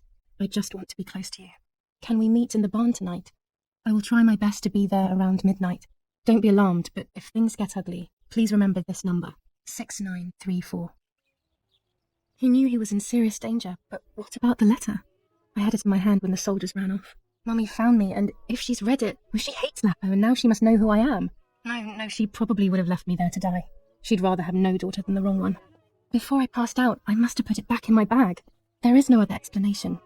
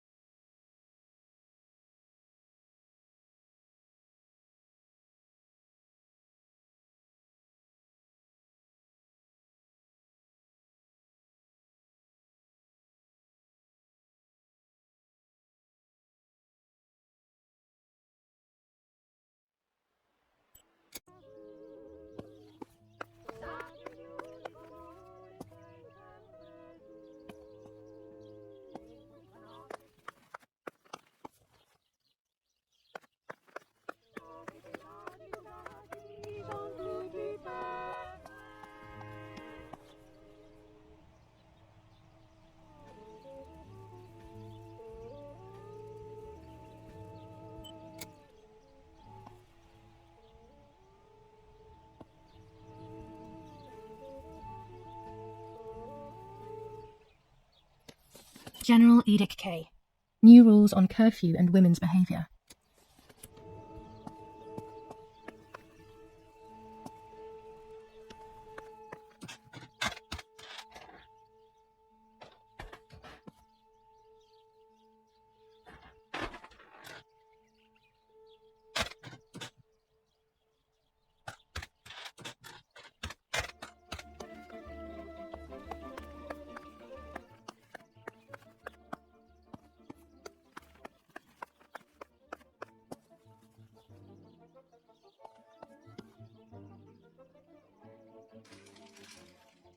Attempted murder in La Romola. After the murder of Julia K., today her twin sister is the victim of another attempted murder. The condition of the young girl, found by the German troops, is no cause for concern. The political motive behind this is becoming all the more clear. But that's not what happened. It's all wrong. Mummy was the one who found me. The German soldiers shot me. And best to stay quiet. No one ever believes the truth. New ordinance ban on the use of bicycles. Over the last few days, cyclists have once again shot at members of the Italian armed forces and at civilians in the streets. The offenders will be punished in accordance with German martial law. Attempted murder in La Romola. After the murder of Julia K. Even in Florence, the war is beginning to be felt. Supplies are starting to run out. Bread may only last a few more days. Prices are rising dramatically. Meat can now be found for 100 to 140 lira per kilo. The gas has been cut and there is no coal.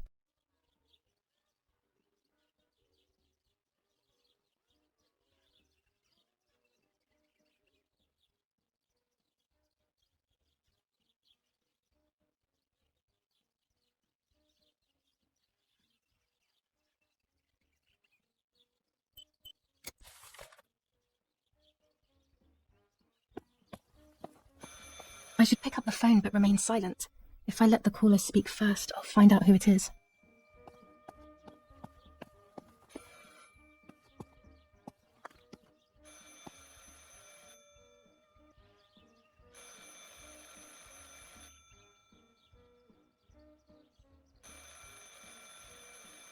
Knowing who is calling could be important.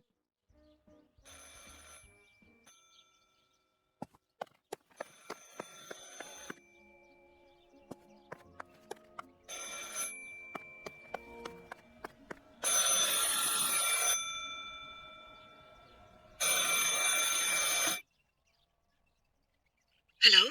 Mum? Can you hear me? Is there somebody there? Mr. Eric? It's the nanny. I can confide in her. Nanny? Hello, it's me. What? Hello? Oh, my lord. I must be dreaming or something. No, Nanny, you're not dreaming. It's really me, it's Julia. Oh, my God. Julia, my little sparrow. How wonderful. Sorry, but I thought you were dead. I saw you lying there dead. This brings me so much joy that... Actually, you must explain to me, my little sparrow. What is happening? I told Nanny everything that had happened. She was sad for Martha, of course, but very happy at the same time. I was the one she had a special bond with. I explained to her that I wanted to try and meet the White Lady, even if I knew it was a silly idea. But she didn't think I was a fool. Quite the opposite. She explained to me what I should do in an attempt to meet her. It was complicated. I noted everything down carefully in my diary. Who knows, maybe she did it only to keep me occupied, while deciding what to do with me and who to warn. I won't ever know, though, because that very same day, a bomb struck the villa and she died. They all died. We should have been in that house ourselves, but instead, poor Nanny. Bye, Nanny. I love you. Goodbye, my darling. I thought I'd lost you. Be careful, my little sparrow.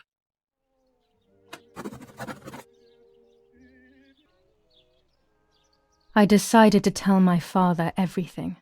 I loved him very much, so I couldn't do such a thing in secret. I didn't understand anything about these things.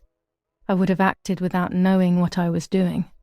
Daddy told me to agree to their requests and report everything back to him. He implored me not to get myself into any trouble, like all fathers do. To cut the cable, I will need sharp scissors. Tailor scissors should be fine.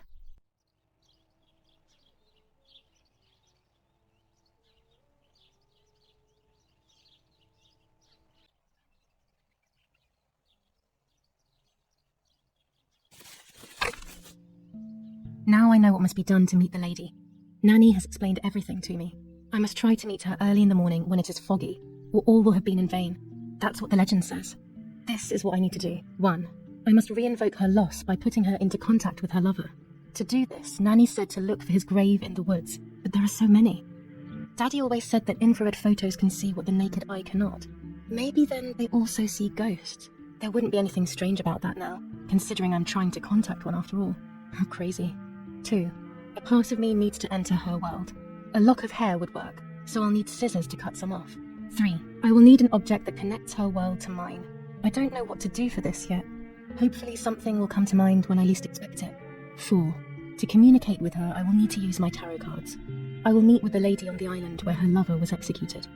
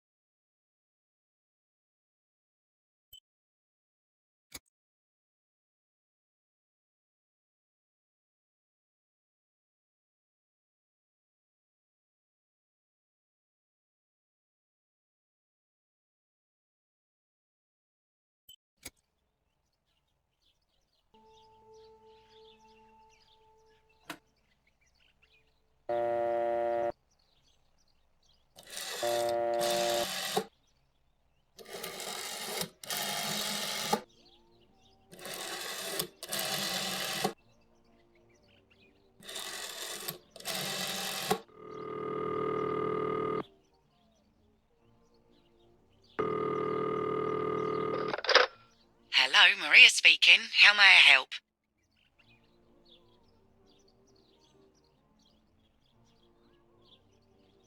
Hello, Miria. It's Irene K.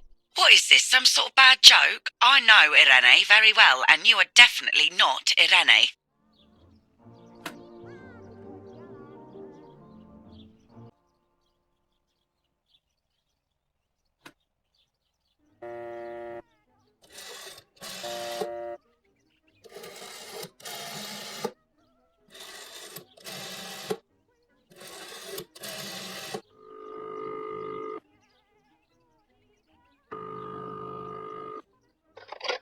Cabagnari headquarters for the officers of San Casciano. How can I help? Hi, I was hoping to hear whether there has been any development on the investigation into the murder of Julia Kay. Wait a moment, please. Who's calling? I am Julia Kay's sister. Oh, sure. You can speak and I can fly.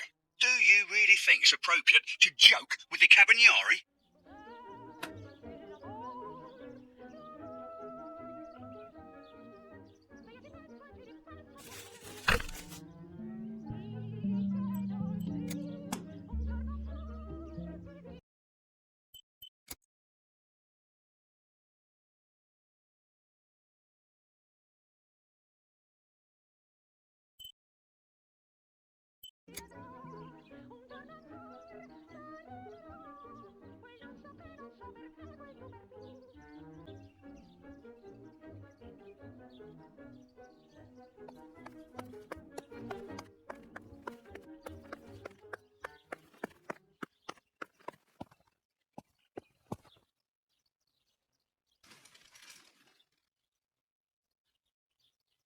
New ordinance ban on the use of bicycles. Over the last few days, cyclists have once again shot at members of the Italian armed forces and at civilians in the streets. The offenders will be punished in accordance with German martial law. Even in Florence, the war is beginning to be felt. Supplies are starting to run out. Bread may only last a few more days. Prices are rising dramatically. Meat can now be found for 100 to 140 lira per kilo. The gas has been cut and there is no coal. Attempted murder in Laramie. After the murder of Julia Kay, today her twin sister is the victim of another attempted murder. The condition of the young girl, found by the German troops, is no cause for concern. The political motive behind this is becoming all the more clear. The Battle of Tuscany. German operations in the Livorno area. Extremely violent fighting in the streets of the city.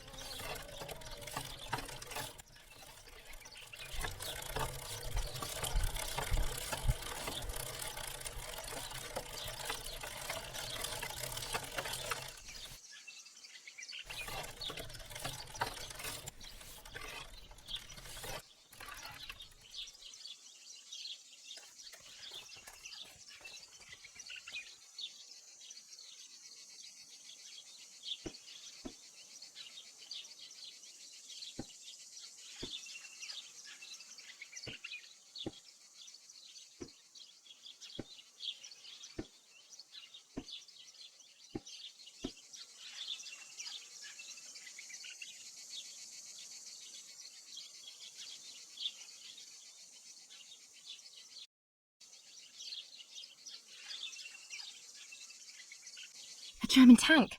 I have to report its location via the telegraph hidden near the cowshed. Daddy probably asked for a garrison after all that's happened. I should report its location via telegraph. This wire heads towards the house and then keeps going, so it must be the right one.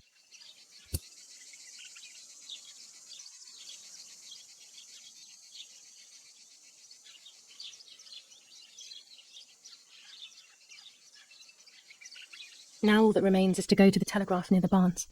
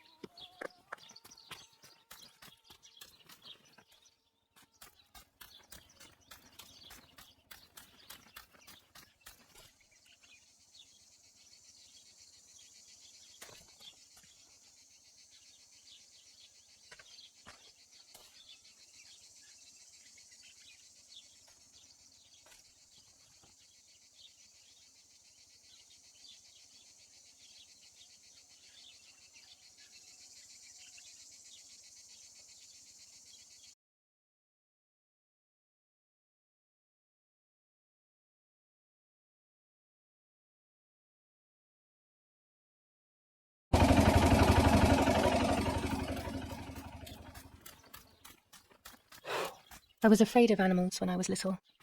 I never approached them alone.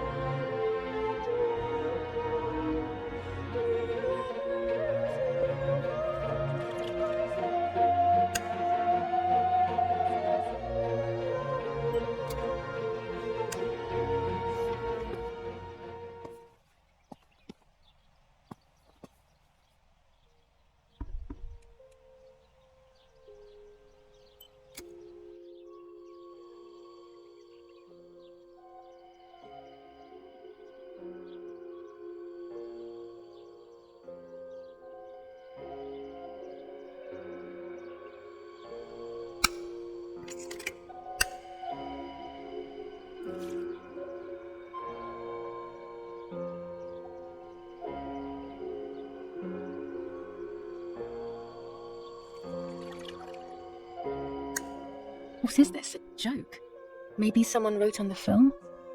Also, what does that even mean? Light, like divine light? Something to do with religion, maybe?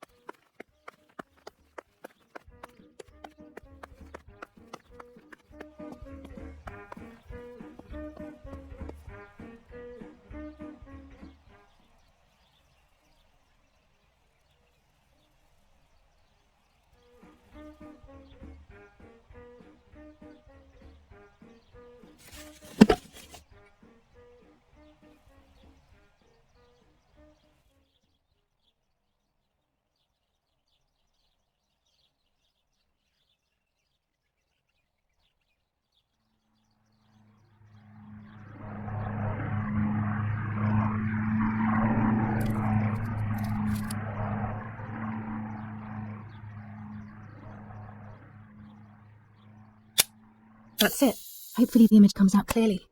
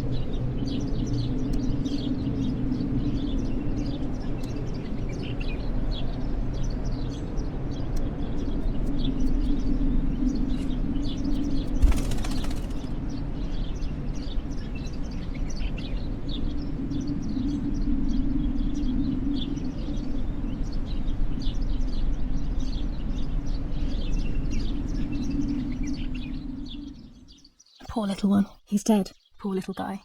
His place is by Martha's side.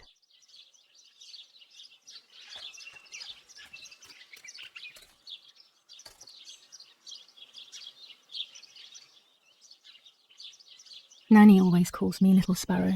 This is the part of me that died with Martha. It'll be safe next to her. Here, Martha. This is my heart. Carry it with you. I'm starting to understand how painful your condition must have been. Not being able to properly communicate with anyone is becoming increasingly difficult. I envied you, but I did not see your suffering. I did not understand your courage. I miss you so much, Martha. I'm not worthy to dress in your clothes. Commune of San Casciano, Province of Florence. Death certificate. From the Register of Death Certificates of this commune, number 174, Part 3, Series 12 of the year 1944. It is certified that on the day of the 16th of July of the year 1944, Julia Kay has died, resident of Villa per Chabaya, born in La Romola. On the 26th of February 1923, the daughter of General Erich Kay and Irene Kay, Don Attilio D. will give the funeral and the esteemed Mr. Alberto M., who will look after the burial in the cemetery of La Romola. Telephone number 6537. The official state civil service. General Galeazzo T.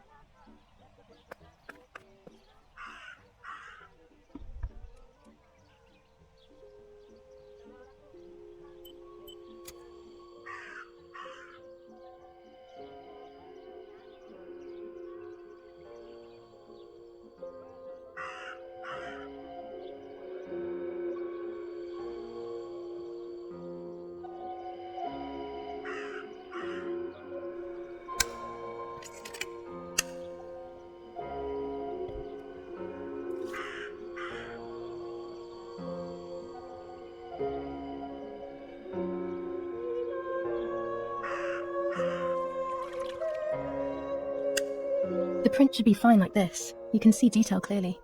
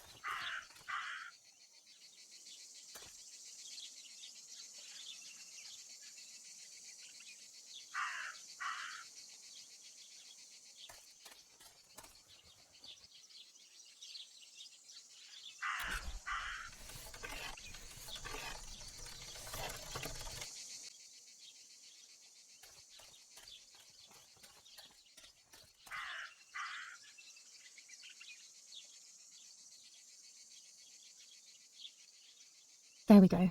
The photo is where they requested.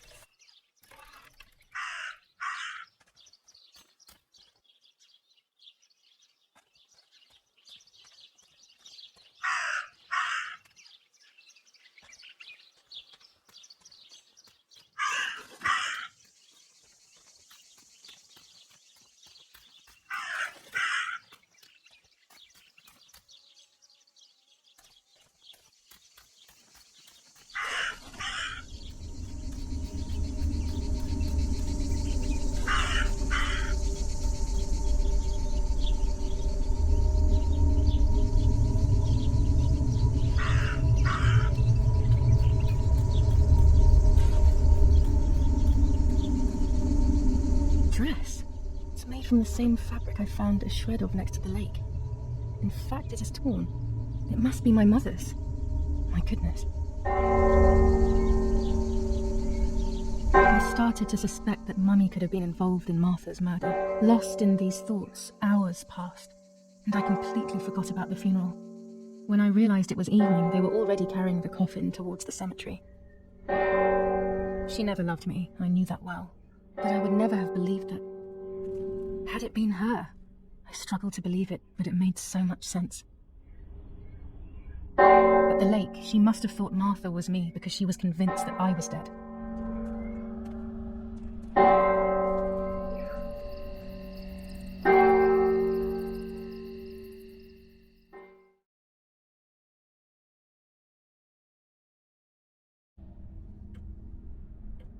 When the funeral ended, I felt an irresistible urge to play.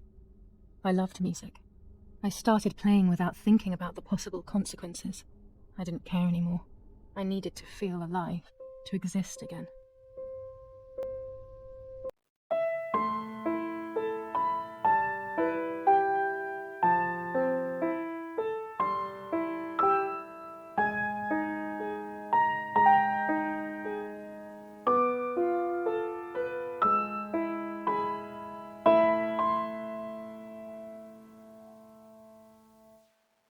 What's going on here? Julia? Is that you? No. It's not possible. Martha's never played. She's deaf, yet... No. This is madness. God. So, Martha? I understand now. You can get all of the attention, right? You were jealous, weren't you? Because she was a wonderful girl and you're just a useless little slut. How did you manage to convince her? I get it now. But she talked to me. No, it doesn't make sense. I will have you locked up in an asylum. You hear? That's enough. You will pay for what you've done, you cursed lunatic. They will torture you to reveal the monsters in your head.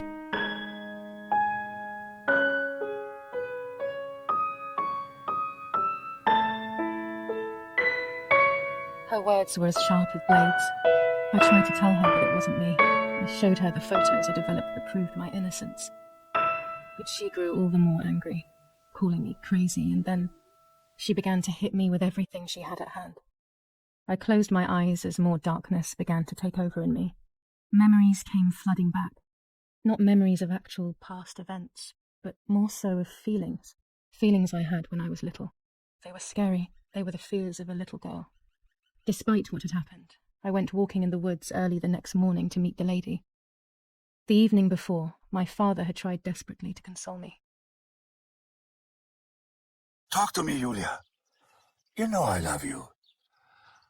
I just want to understand what happened. I am happy you are alive. Even if we have lost Mother, your mother was just in shock. She didn't want to hurt you.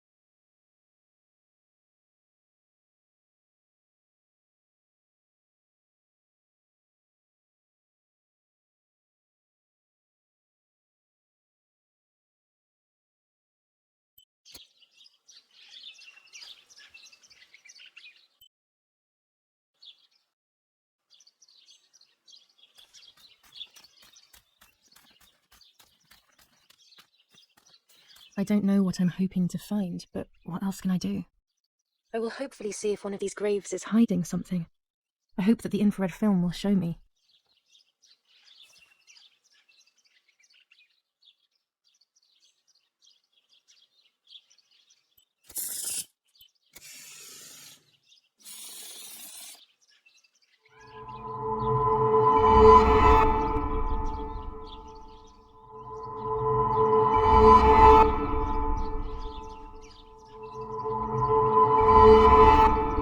I'm going to make it. It will all change eventually. But luck will not be my ally, and everything will be very difficult.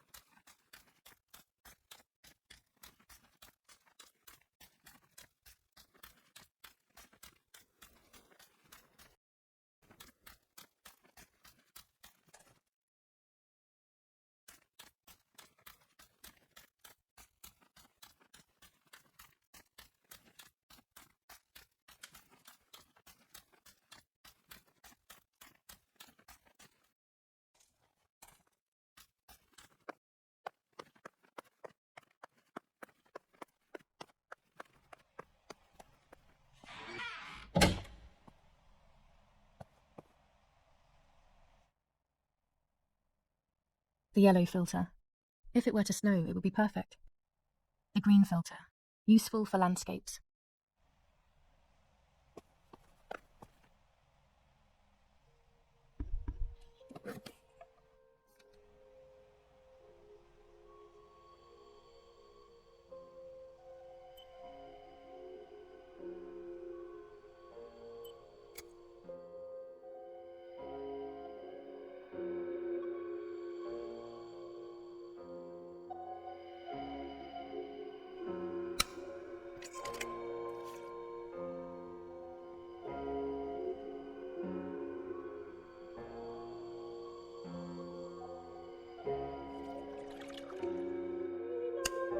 There's the grave I've been searching for, with the spirit of a prisoner. Just like the White Lady, he's trapped in this world, but they can no longer meet one another.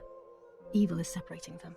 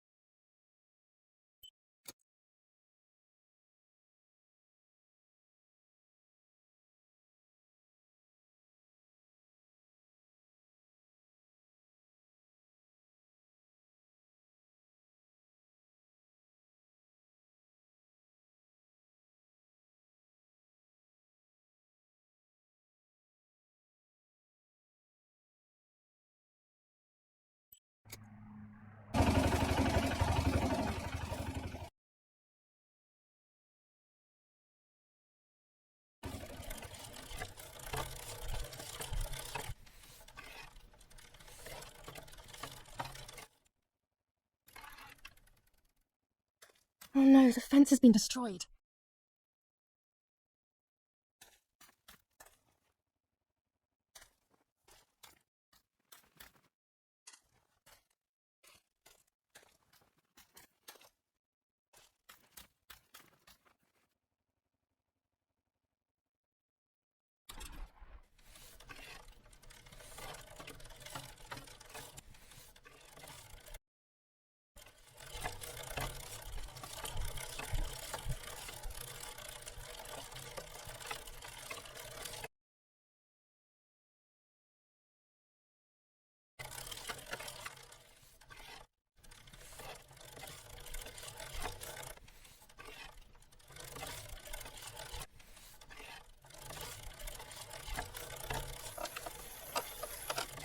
I can't ride here. Better walk on foot.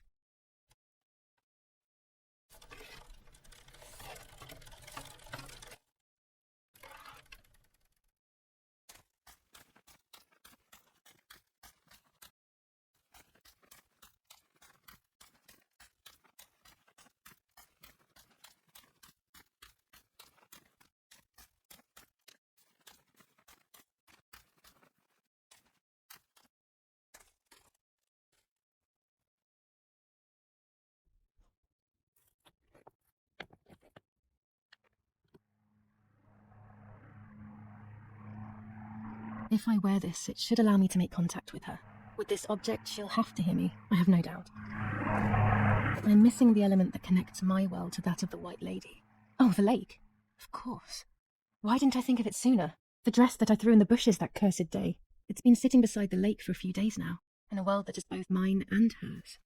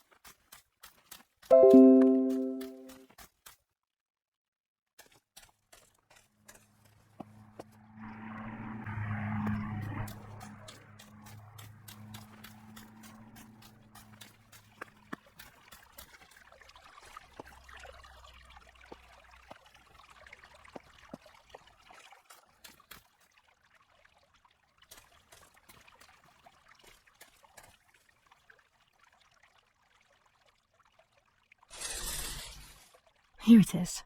I hope it works. Now that I have everything I need to communicate with the lady, I can finally go to the island.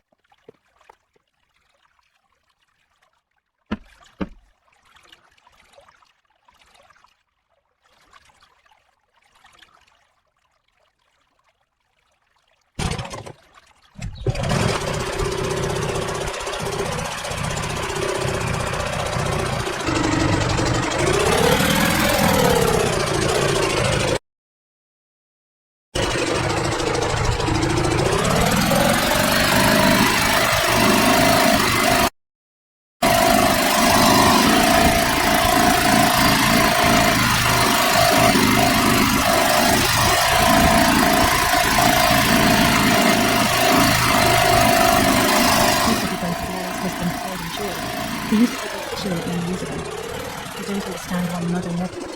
But she wasn't.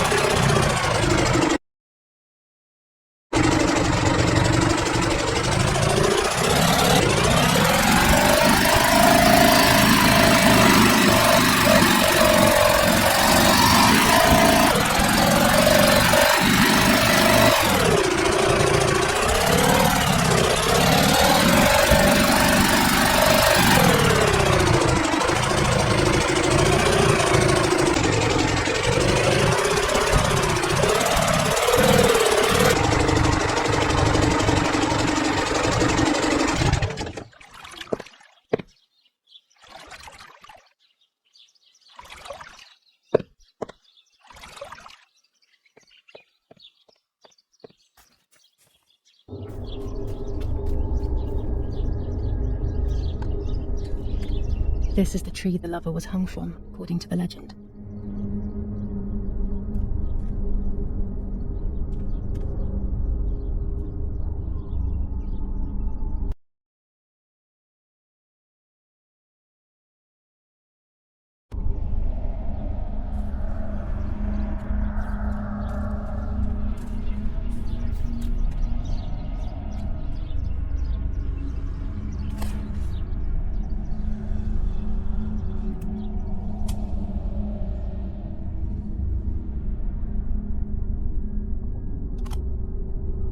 A roll of film. It's the one that I was taking out of the camera just before I discovered Martha's body.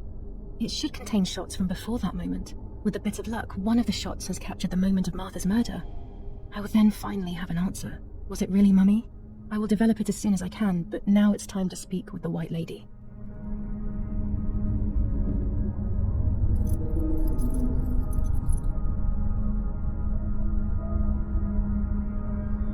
I will wear her lover's cross to draw her to me.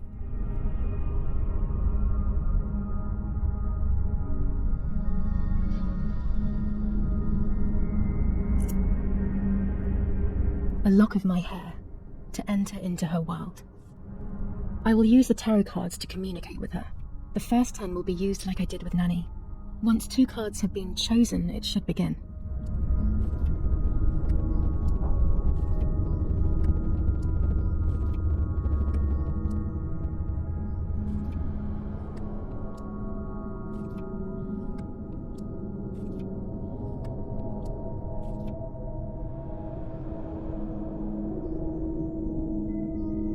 You camouflage yourself in the woods to approach me. You blend in with the water to make yourself known. You wish to communicate with me through the energy of symbols. You use my pain to summon me. You are very bold. You call upon me for knowledge that I do not possess, for answers I do not have. I am only a vessel. Like water, like air. A vessel to move and breathe. It worked. Now I need to choose 2 cards. Here we go.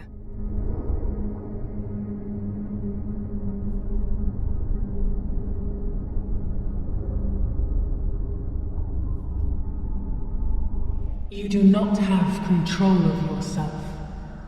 There is a dark figure inside you. The wounds are feeding it. It will do things you do not like. It will use your desires, your guilt, the darkest parts of your conscience.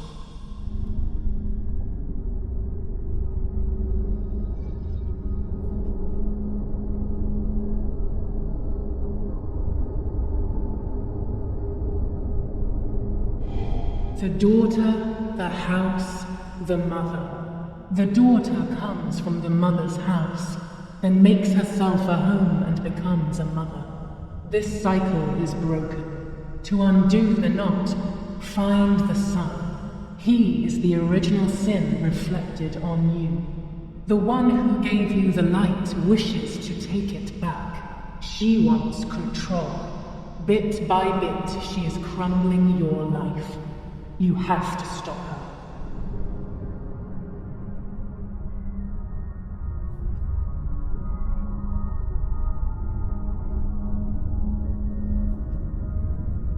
I can sense that you want to know who did it, but I do not have the answer. You must find it yourself. Do not ever try to enter through the front door if you wish to reach the heart. Your twin sister might have the answer you are looking for.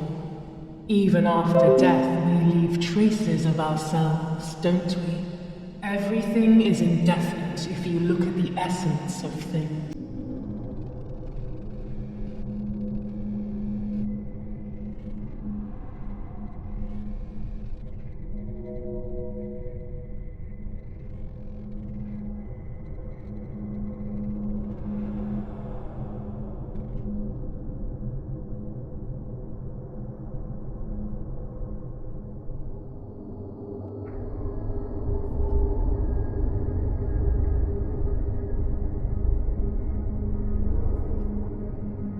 Part of our soul embraces the people we love.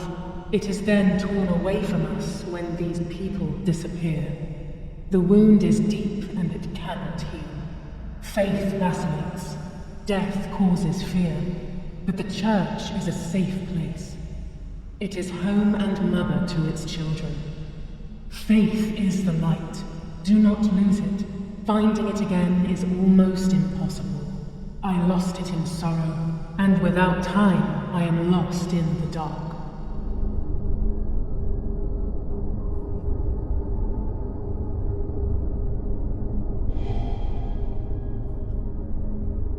You will no longer be able to tell light from darkness. In sorrow, the difference is so subtle. You are alone, and you will remain alone. Memories are abandoning you. They are your only true companions. Now they take the place of your happy childhood, and they may return to keep you company.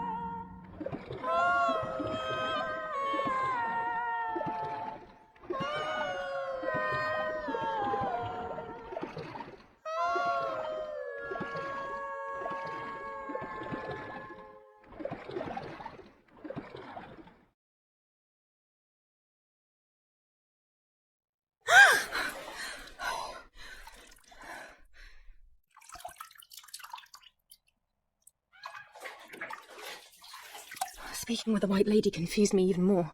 But at least now I have this key.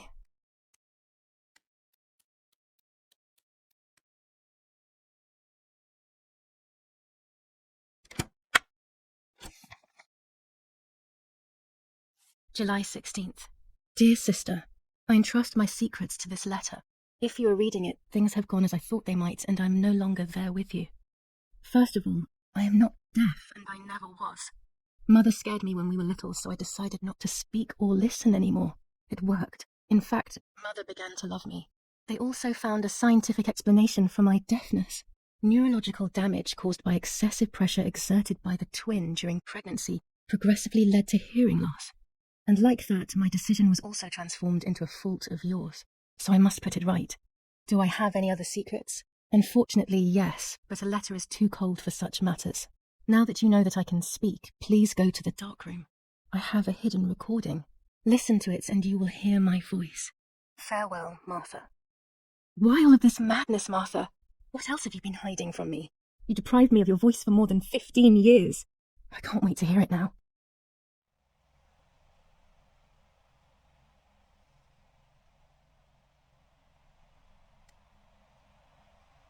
There is nothing here.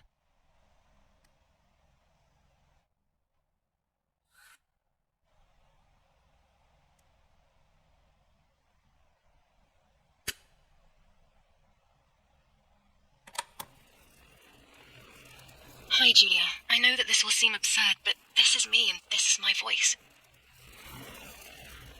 We're equals in this sense, too. Well, it's obvious, really. I've basically always spoken, and you were my voice.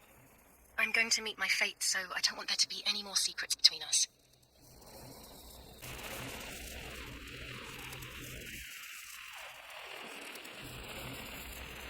I have to tell you that I'm pregnant, Julia.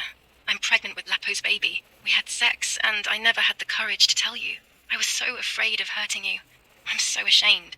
And now, how can I ever bring this child into the world? The baby is starting to show. Could you tell? That's why I'm no longer getting undressed in front of you. But for how much longer can I hide it? Yesterday, you asked me to go to the lake together early in the morning.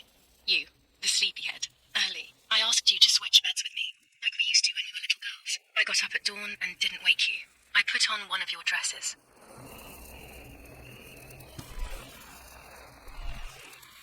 I wrote a card to Mother telling her that it was you who was pregnant, not me, and to come and see at the lake. I left it on the desk in her room.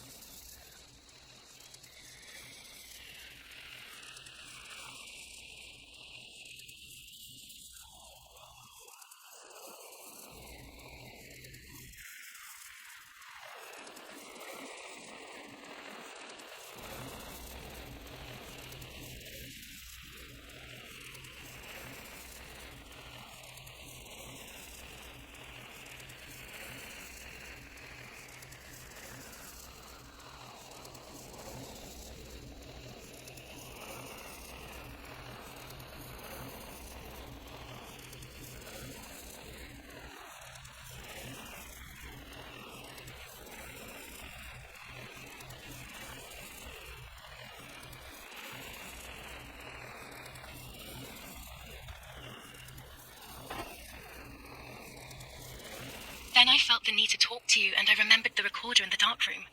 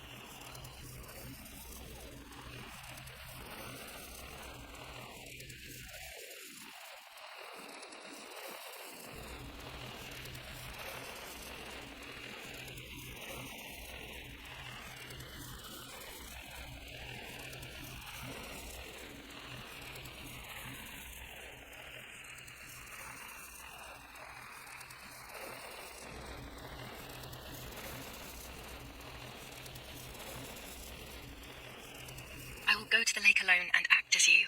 I will tell her everything you never had the courage to tell her. I will be your voice. I know how much she's made you suffer over the years. Unlike you, I remember all of the harm she has done to you, and it is my fault. Take my place, sister. You will live a better life, and I will be able to rest in peace, knowing that I at least tried to put right what I have done wrong. I will go now. My last memory will be the image of you sleeping peacefully.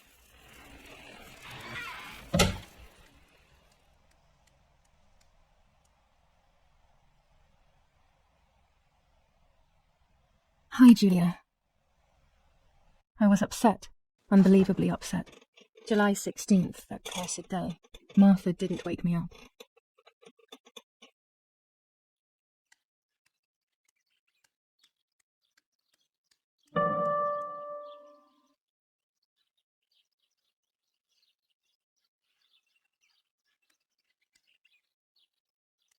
It was late. Martha hadn't woken me up as we had agreed, and I always overslept.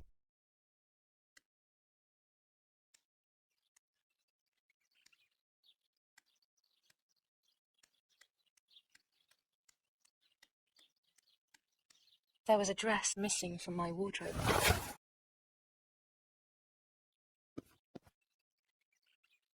Martha wasn't there, and we were supposed to go to the lake together. She even made her bed, which was unusual. I thought Mother woke up early, despite her medication, and asked her to do something.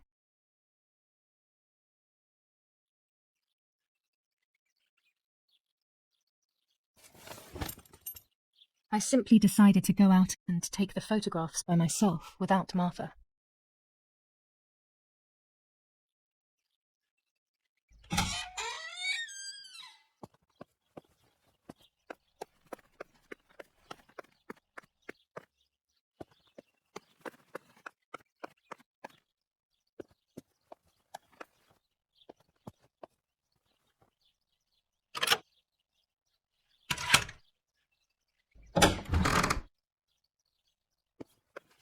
It was a foggy morning, but it was no longer dawn.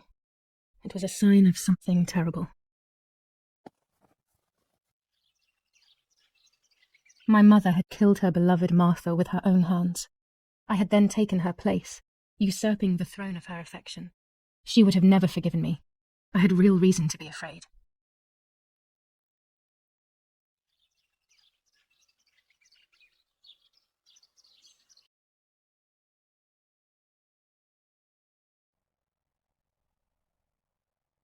I searched for one of Daddy's pistols to defend myself. What a stupid little girl I was. In spite of everything, that roll of film still needed developing, even if it didn't prove she was guilty. I also wanted to search for proof of Martha's pregnancy.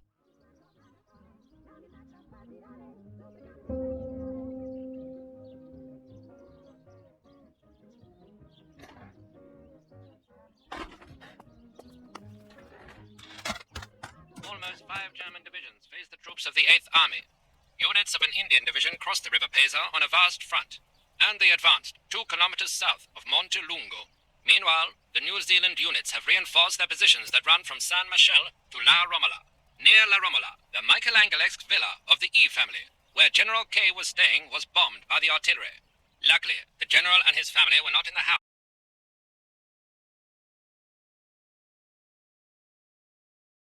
at the time of the attack.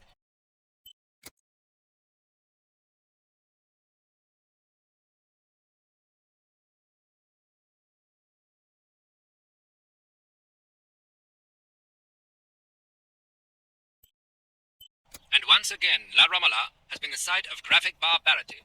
A farm was stormed and animals were stolen and killed. Nobody has claimed responsibility for yet another act of senseless vandalism. But at the scene, an anti-German propaganda flyer was I'll leave it in the letterbox. This is the Have a good day. civilization that our comrades Another have- telegram of condolence. Isn't it a bit late? The New Zealanders conquered Tavernelli in the eastern sector of the battlefront. The troops of the 2nd New Zealand Division, British 8th Corps, conquer Tavernelli. The 6th South African Armoured Division advances on the heights near Greve, conquering the peaks of the Dimini and Fili Mountains. The 4th Division reaches San Giovanni.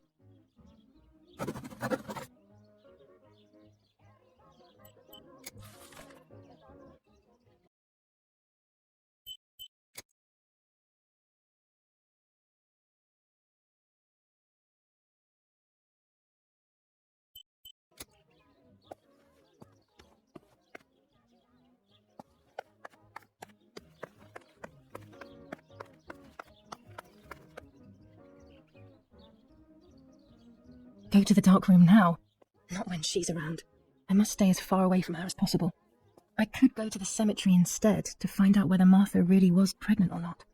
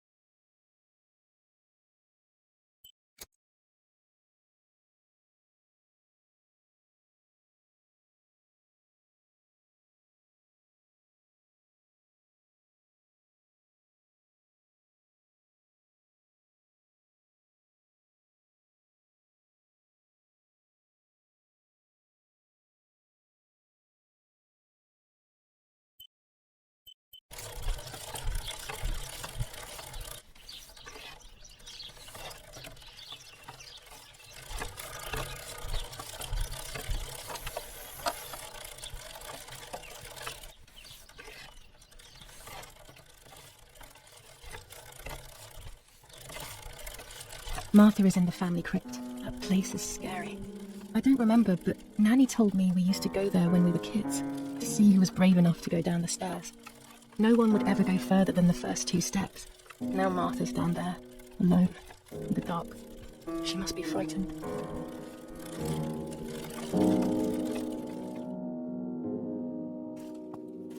I can sense that you want to know who did it, but I do not have the answer. You must find it yourself.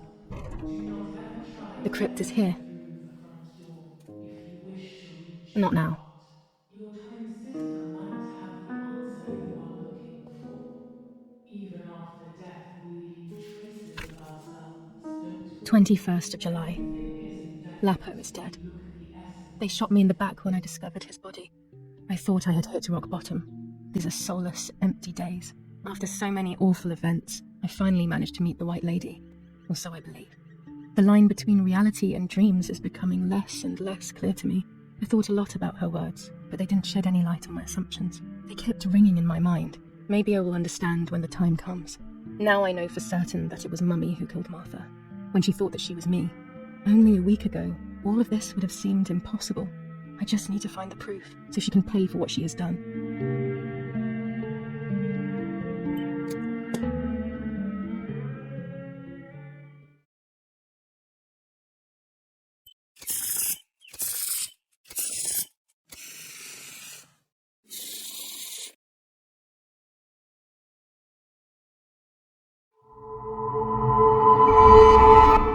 I mustn't care about what people think. Or fear will prevent me from facing the music. It will be very difficult to recover from the mental collapse.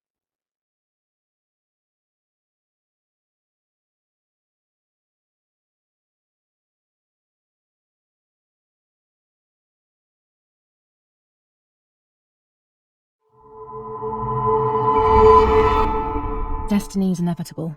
The end waits for us.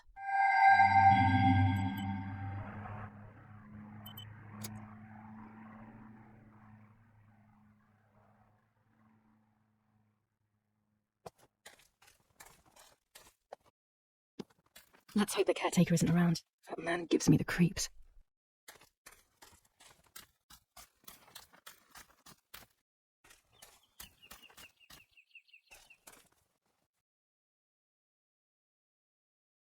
I should water the plants. No one will do it. The caretaker clearly doesn't care.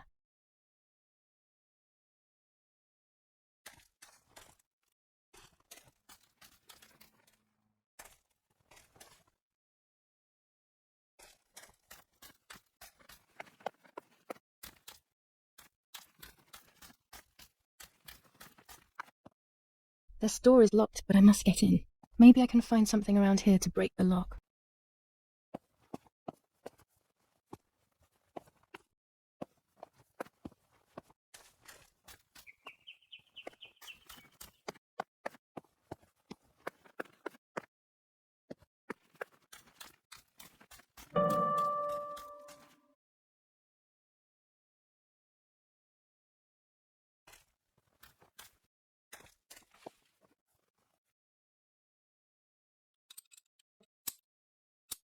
These are perfect for breaking the lock. I should hurry before the caretaker comes back.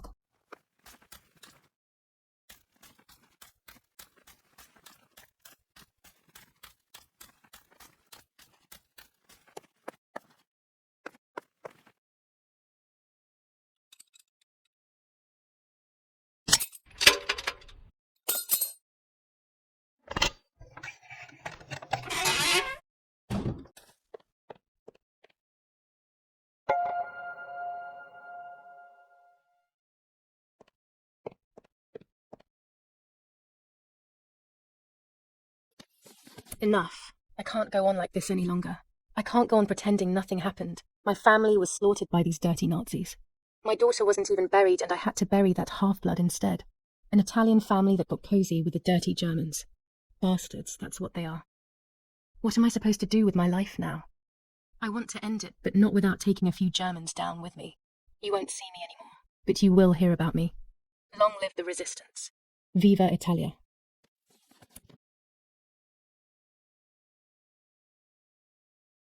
Everyone takes a side. I find myself siding with my family, but I'm not sure whether it is right. Instructions for the automatic telephone machine. For example, if you wish to call the number 0573, pick up the telephone from the hook and bring the receiver to your ear. You will hear a continuous tone. Firstly, place your index finger in the hole displaying the number 0. Turn the disc clockwise until it stops. Let the disc return freely to its resting position. Repeat the same steps for the numbers 573.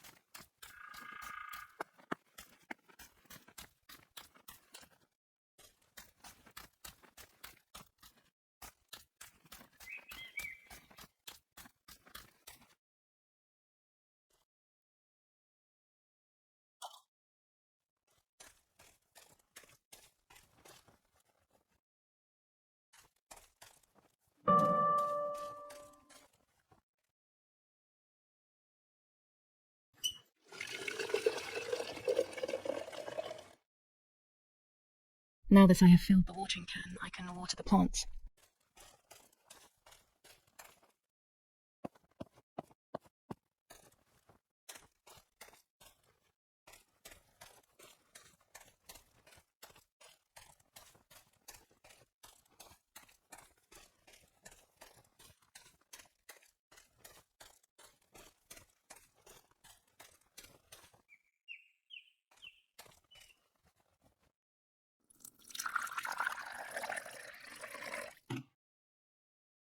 Lapo, if you were in front of me, what would I say to you?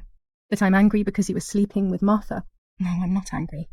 I'm sorry that you kept everything hidden from me. It stings a little, perhaps, but faced with your loss, everything is now meaningless. I'm happy that they buried you here. We'll be neighbours. I knew that Daddy would allow it even if you were fighting with the partisans. For him, this war is a stranger as it is for me. Goodbye, Lapo. We will meet again soon. It's time to look for Martha.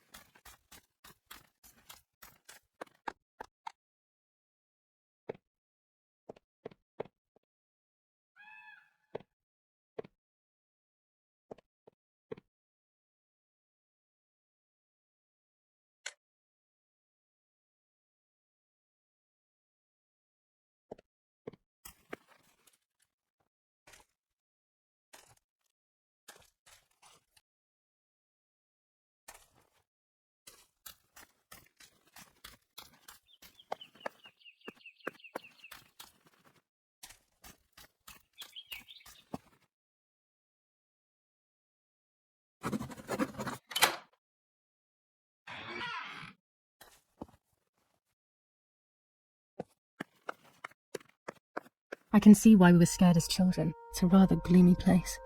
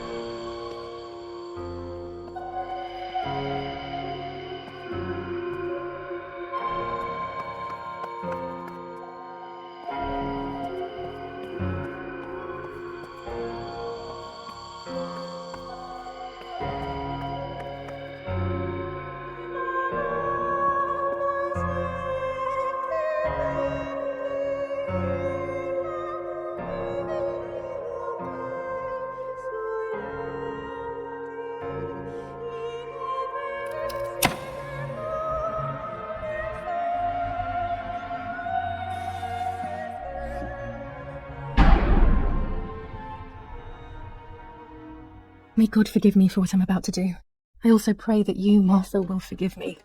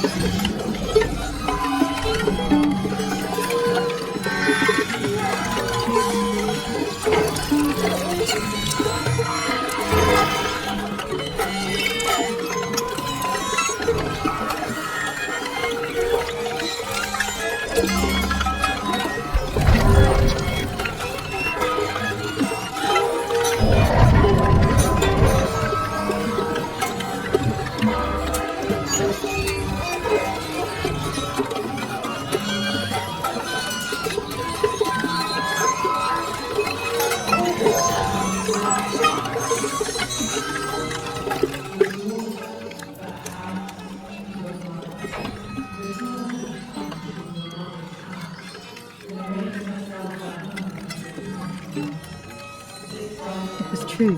Martha was pregnant. Pregnant with a deformed fetus with 2 heads. Twins again. They always said that it ran in the family. I was all the more shocked. I was doing things that I had never done before. I do not know what force was moving me.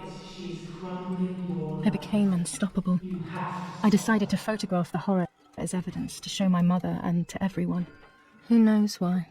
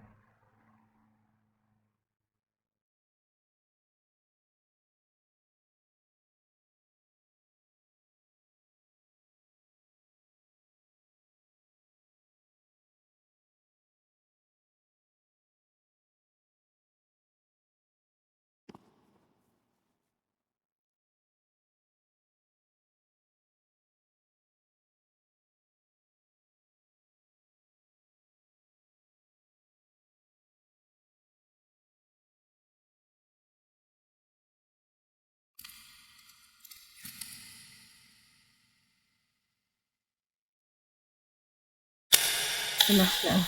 I will torture you no longer. I will come back to fix you, and I will stay and take care of you. We will spend so much time together. I love you, Martha.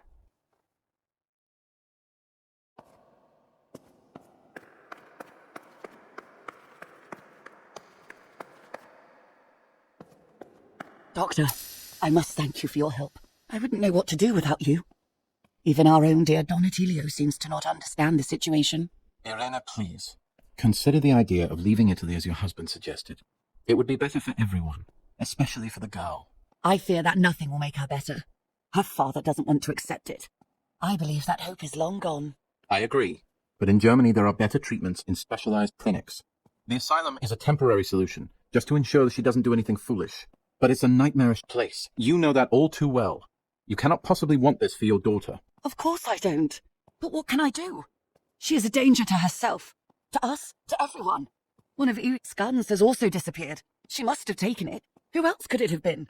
I am so scared, Doctor. I cannot wait any longer. Also, you know what they think of Italians in Germany, don't you? But you would be with Eric, an esteemed general. Everyone will respect you. That cursed girl. Where could she be? Let's hope she doesn't play any more foolish stunts. I'll wait for her here, in the cellar. Sooner or later, she'll go to the dark room. That's for sure. I would gladly stay and keep an eye on her. But I must rush to town to organize the last few things for her hospitalization. Thank you, Doctor. Don't worry. We'll see you later.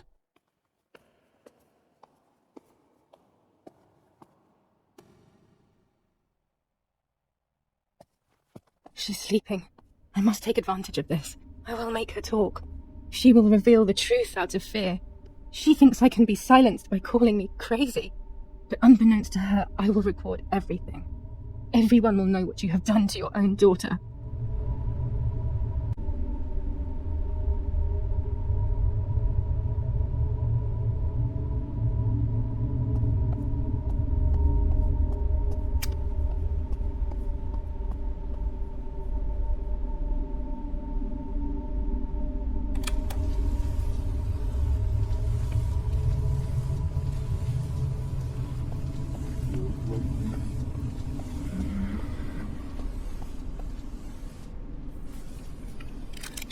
Now I will wake her up and she will confess. You can bet on it. What are you doing, my daughter? Why do you want to ruin your life? I'm sorry. It wasn't me who just shot Mummy. It wasn't me.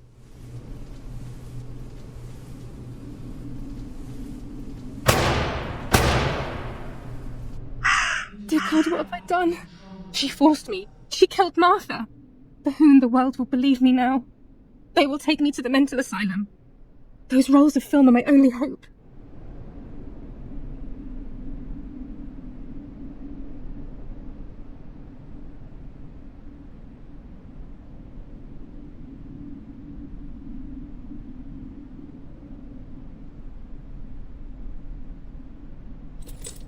So that's who had the keys to my childhood bedroom. I could have guessed.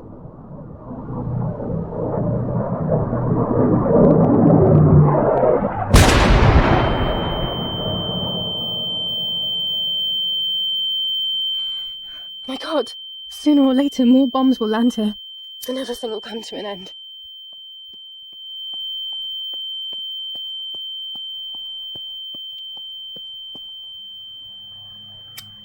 Damn, the power is out. It's impossible to develop that roll of film now. Without electricity, the dark room is unusable.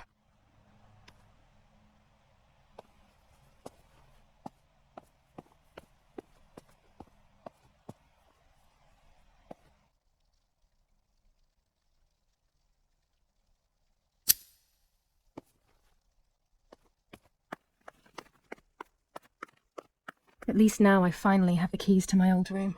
But why was it locked in the first place?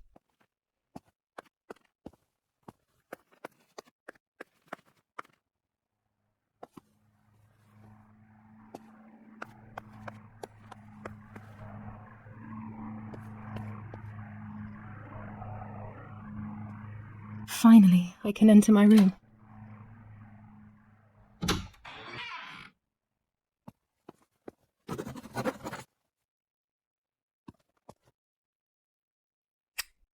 It's like being a child all over again. I used to play with the puppets by reenacting what was happening in my life, to clear my mind. I want to do it again. At the beginning of any puppet act, there was always the legend of the White Lady. Otherwise, the scenes I was reenacting were worthless. According to an ancient legend, the lakes of the area are haunted by the spirit of a young woman who was killed by the man she loved. A lover's nightly tryst by the lake. So much hope and desire, but death, not love, was awaiting her.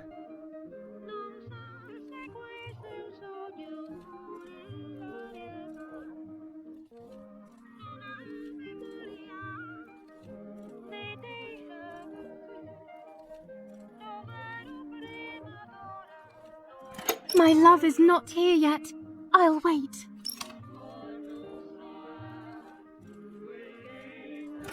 Ah, what a beautiful moon tonight.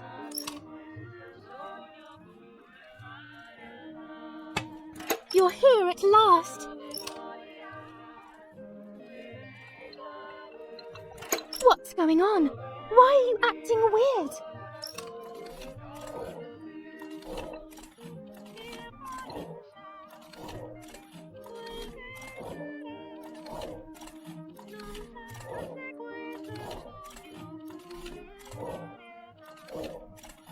I know you kissed another.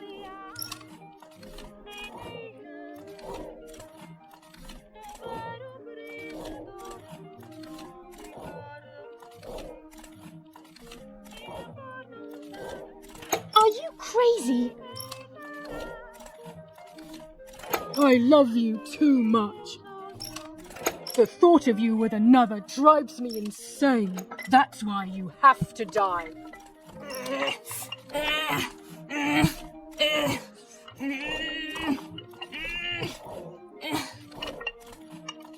What did I do to you?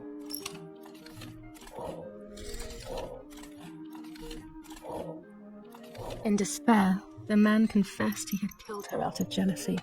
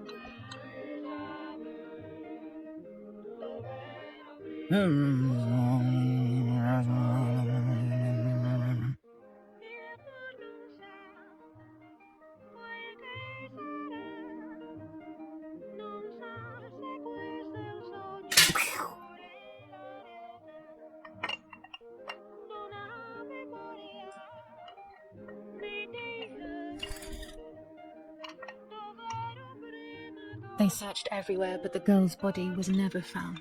Since then, her spirit, known as the White Lady, takes the life of a young woman whenever events take her back to that sad day.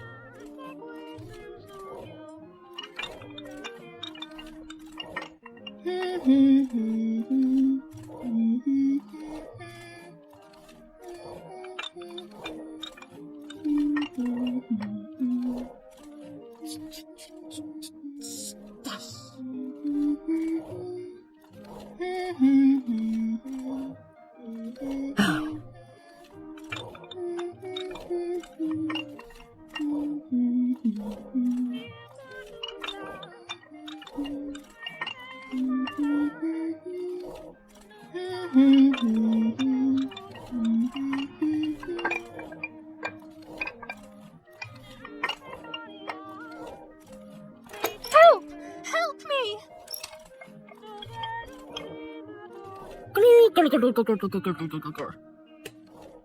Now I can begin. First of all, let's clarify what happened the night before the cursed 16th of July.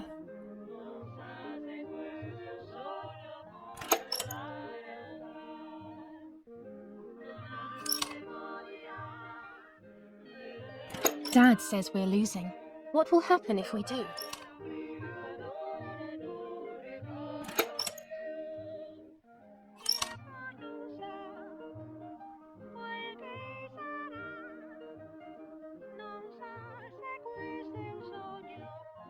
Will we become poor?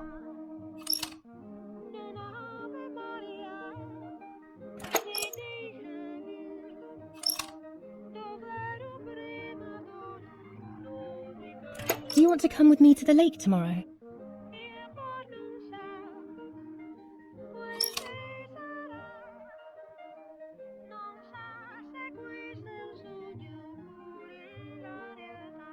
I want to take some photos.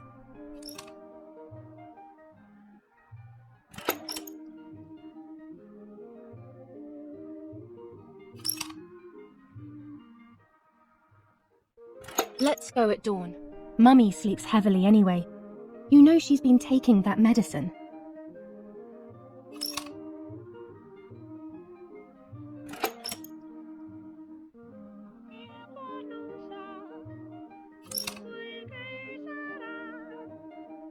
Wake me up!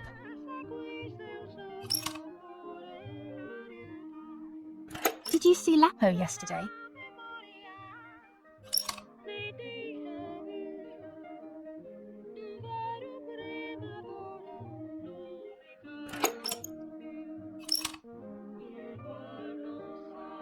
I saw him leave the barn. Weren't you there?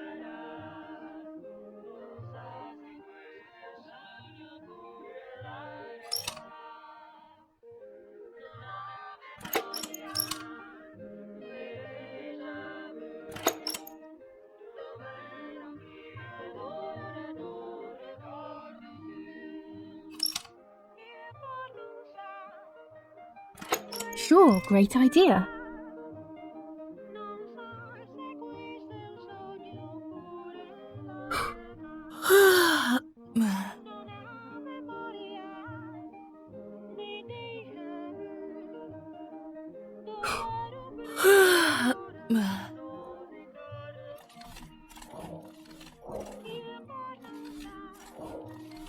Yes, it happened like this.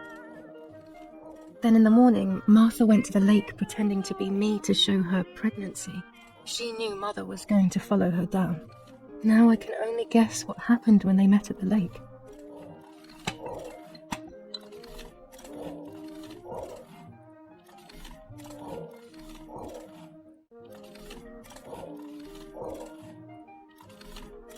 Hello, Mummy.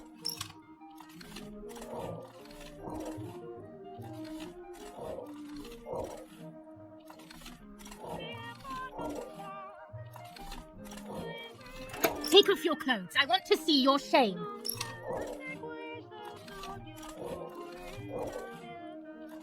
What do you want from me?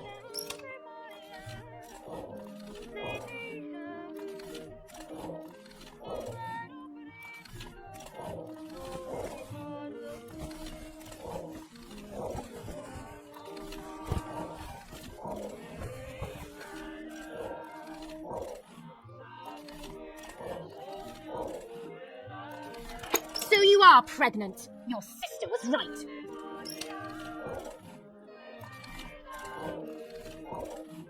Well, at least I had fun.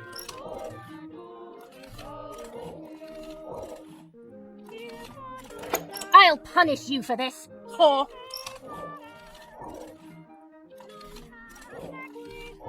Try. I dare you.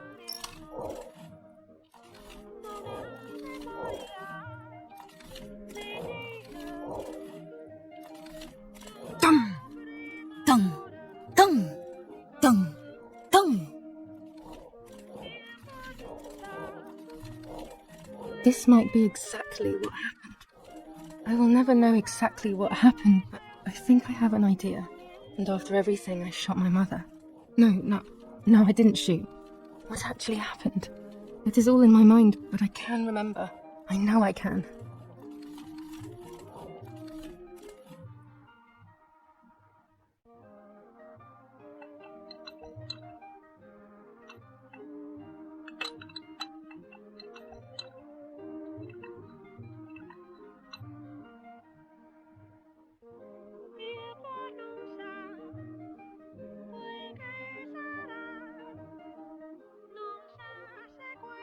A little arm.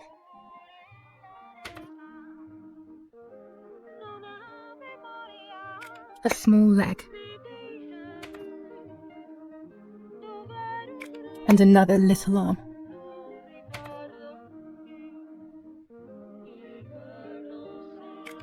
Another small leg. Oh look, only the head is left.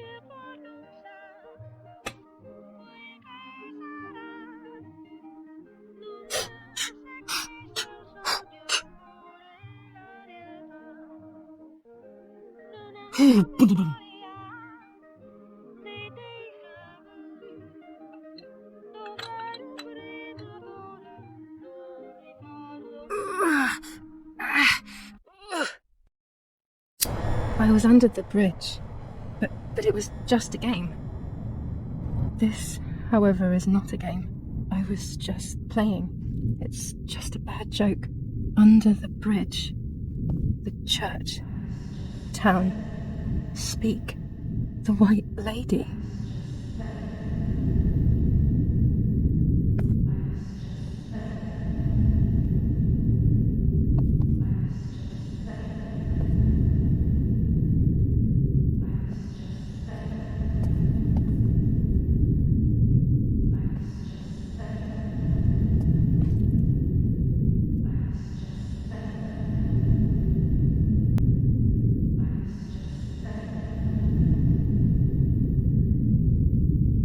Under the bridge, but it was just a game. This, however, is not a game. I was just playing. It's just a bad joke. Under the bridge, the church, town, speak, the white lady.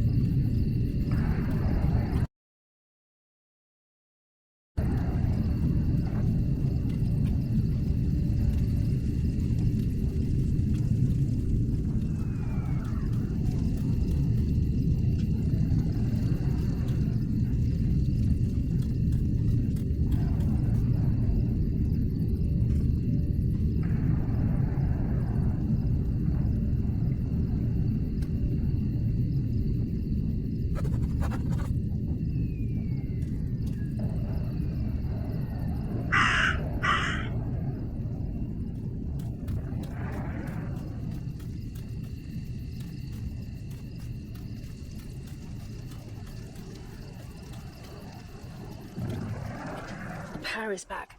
Now I can develop the role and hopefully have my questions answered.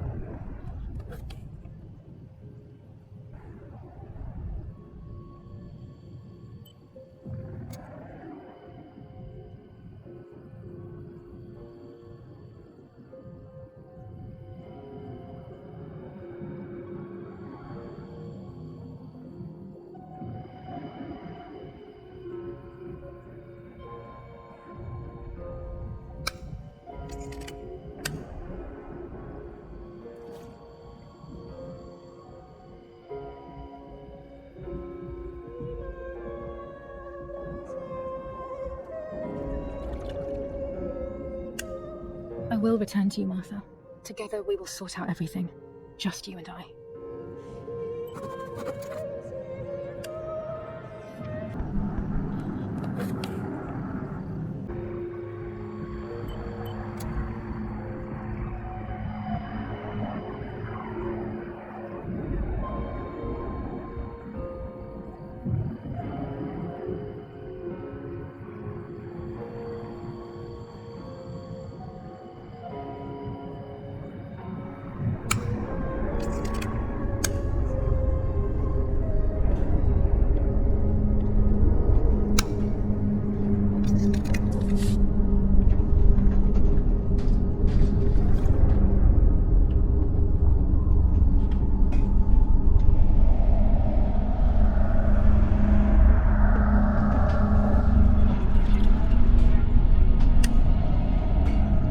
Dear God, so it's true.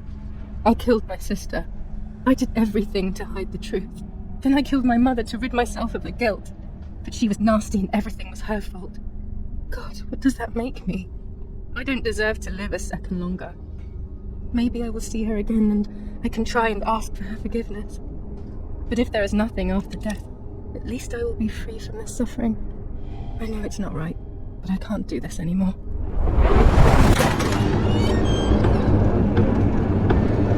I fired instinctively at that soldier, hitting him right in the head, but it was not a good idea. He obviously didn't come alone. When the others came in, I closed my eyes. I heard a lot of commotion and then felt a sharp pain in the stomach. They were kicking me while another tried in vain to convince himself that the soldier on the ground was still alive. They hit me in the ribs, the back, and the stomach.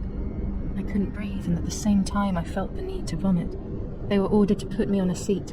They bound me up so tightly that I couldn't feel my hands or feet. On the seat next to me was my father. He was breathing, but he appeared to be unconscious. The guy in charge started asking me questions. He kept hitting me in the face and head with some kind of short cane. It was so violent I thought my skull would crack open. All I could taste in my mouth was blood and broken teeth. I ran my tongue across my teeth, thinking to myself that I'd never be able to smile again. A frivolous thought, perhaps, but a painful one nonetheless. Part of my top lip was cut open and was hanging down. I foolishly tried to put it back in place using my tongue and lower lip. I threw up. They forced me to confess that my father had been carrying out all kinds of activity within the German army. Of course, I didn't know anything about it, so I tried to explain. But those punches... I would have done whatever it took to stop them. Whatever it took. Just after I told them what they wanted to hear, the general said, "All it took were 2 slaps and you sold out your father, you German whore." Then he ordered my father to be executed. It took less than a moment. He didn't even move. He pointed to one of the soldiers, and then he pointed to me. My time had come. They all left except for the soldier who had the unpleasant task of finishing me off. I wanted to die, but not like that.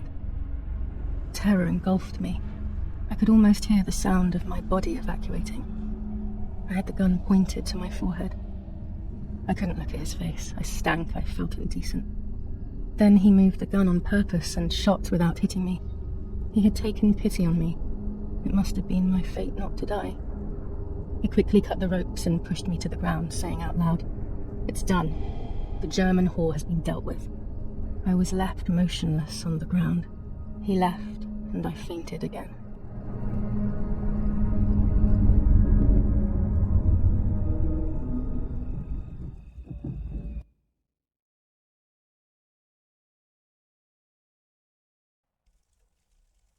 When I came around, I did not know what to do. I was completely empty and felt pain everywhere. Everyone was dead. I was now alone in the world. I felt a desire to hear their voices one last time on Daddy's recorder in the dark room. Provided the soldiers hadn't destroyed it, that is.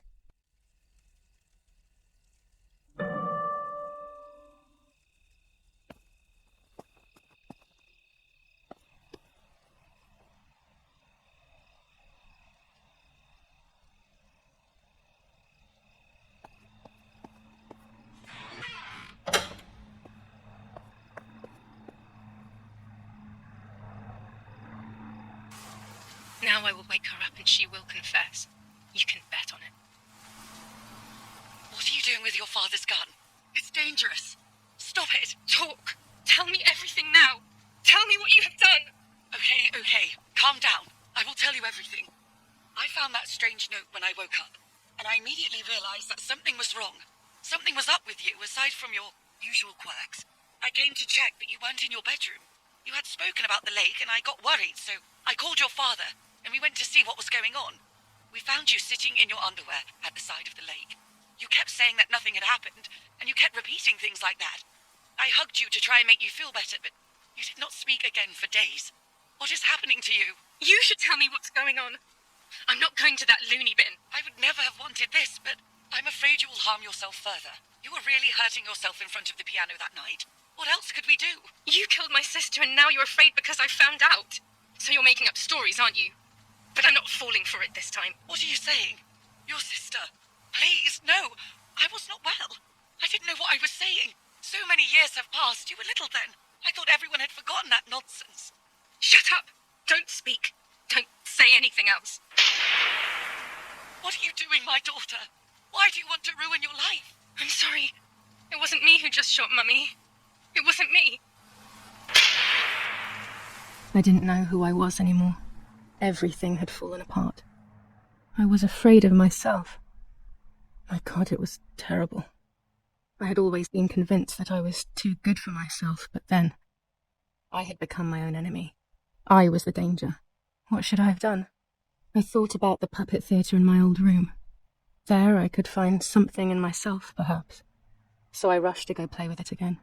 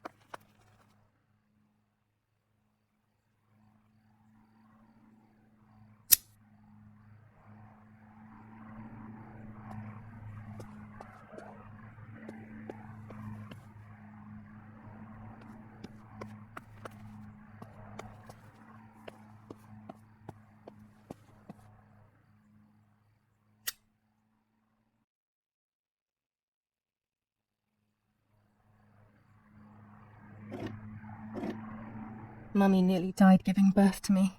This is what remains in my memory of my mother's, nanny's, and father's stories.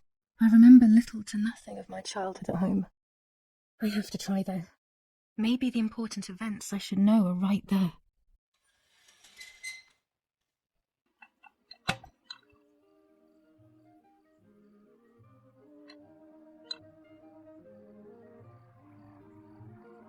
How are you, madam? I feel a sharp pain. Do you need anything? I can feel it! The time has come.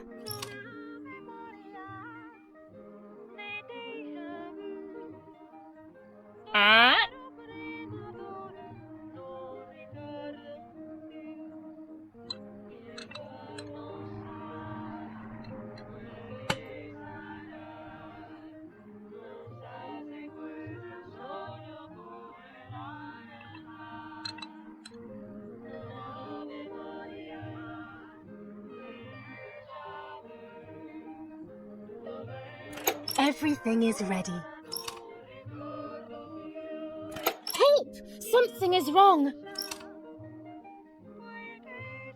Edith, help! Irene is not well.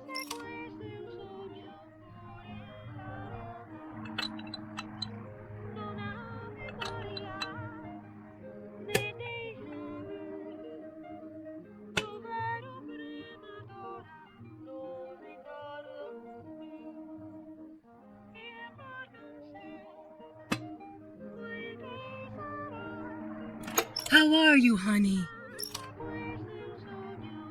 I'm getting weaker and weaker.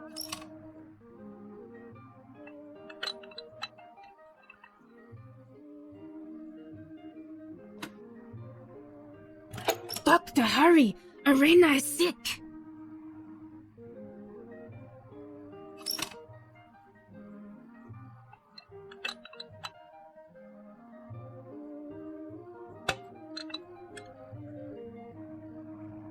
Don't worry, Irene. The pain you feel is natural. Push, Irene, push!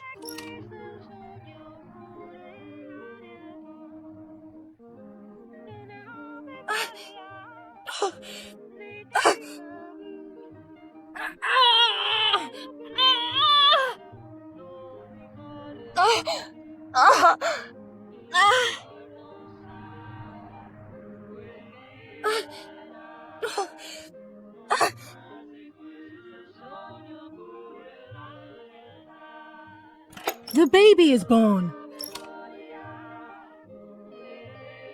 I feel sick. I feel myself wasting away.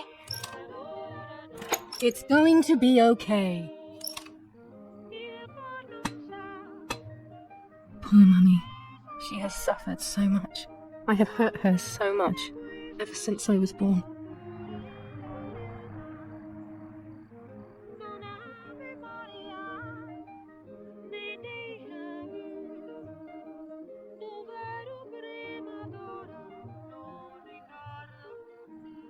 Mummy, I'm thirsty.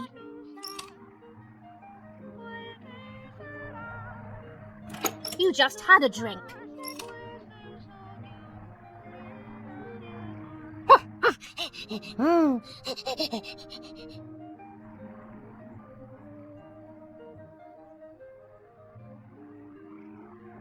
Mummy, I'm sleepy.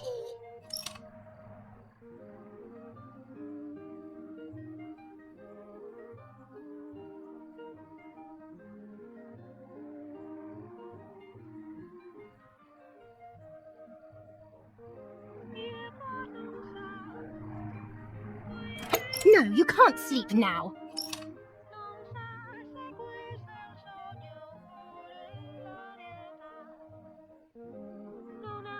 Mummy, I have to pee. And what can I do about that?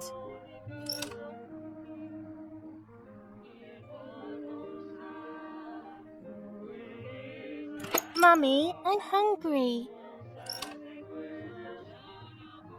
That's enough! Go to your room!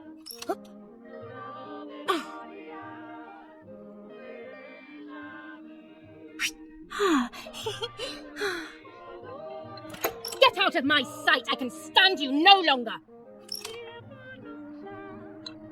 Ah!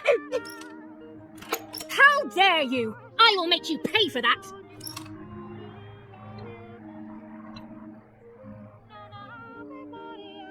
My hands are not enough! You need to learn properly this time! Sorry, it was an accident, Mummy. Please don't hit me.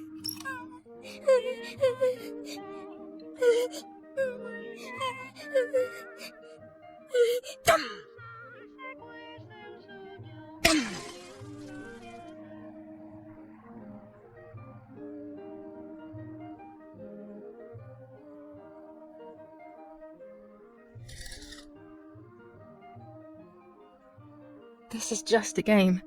Is it only a game? I believe the White Lady said that my lost memories would return in the place of my happy childhood. This is the only place I have ever been truly happy. Are these my memories then? Is this actually my life?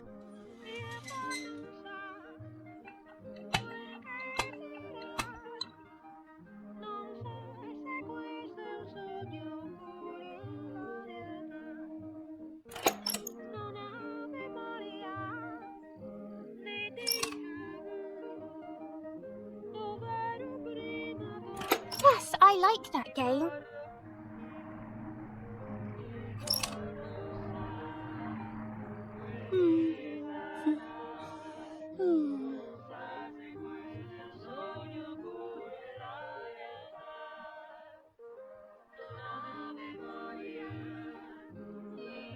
I love you, Mummy.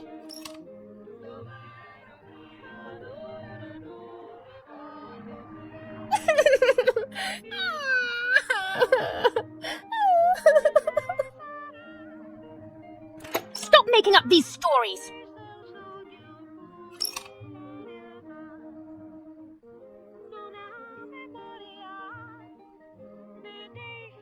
Julia, play with your sister!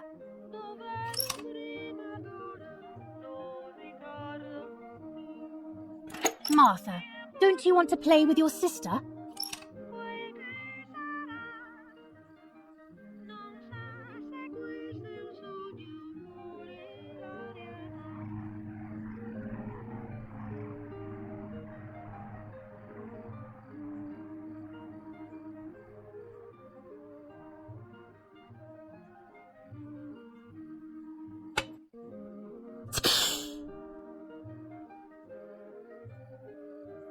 Sorry, Mummy. I didn't do it on purpose. I don't believe you. You're trying to make fun of me. You did it on purpose. What do you have to say for yourself? I'm angry with you. I will beat manners into you, you stupid little girl.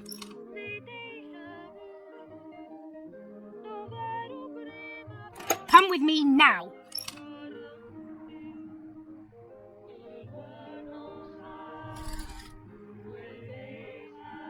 Sorry, Mummy. I'm so sorry. Come with me. I will put you in your place, girl.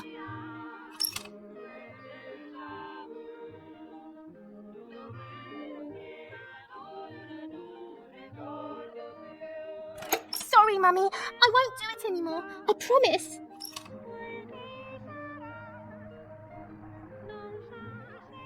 Too late. These false tears won't help you.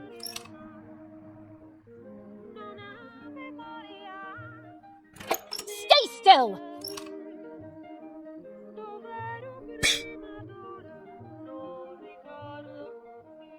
Help!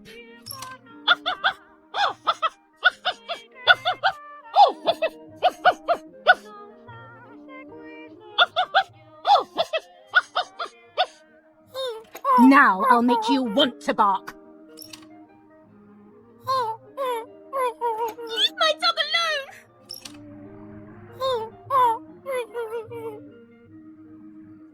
There's no point screaming, stupid girl. No, Mummy, please.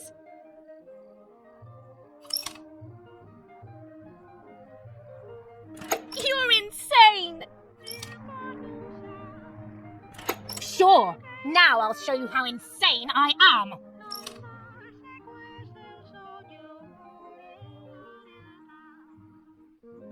Help, Daddy, help! Screaming won't work. Your father is not here like usual.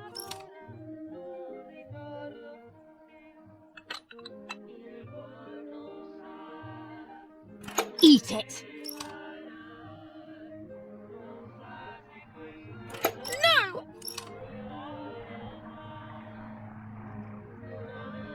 Eat!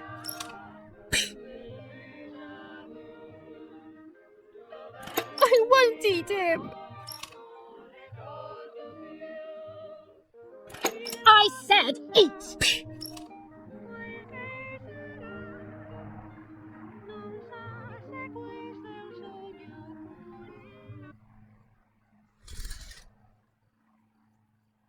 I was beginning to remember, but I was so scared to remember too much, especially all at once. I didn't have time to guess exactly what happened. It was making me too upset. Pulling out those memories was like trying to pull out a tooth on your own. Almost impossible, and far too painful. The White Lady told me that the church is a safe place and home to its children. Don Attilio, my priest, I have to talk to him. I have to call him on the telephone.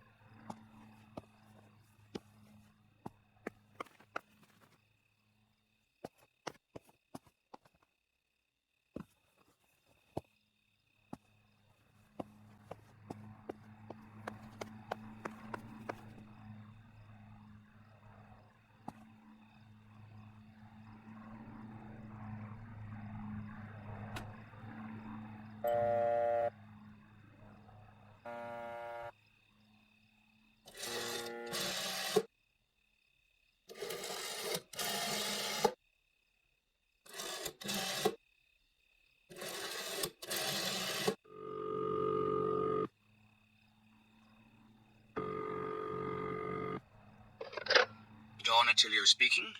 Who is it? Father, help me. They're all dead. Daddy, Mummy, everyone. Julia, come to me immediately. Don't stay alone. It's dangerous. Come to town. You can stay here with me and we can talk about everything, okay? Okay, Father, but first I want to play with my puppets for a while. Julia, don't be silly. Come to church right away.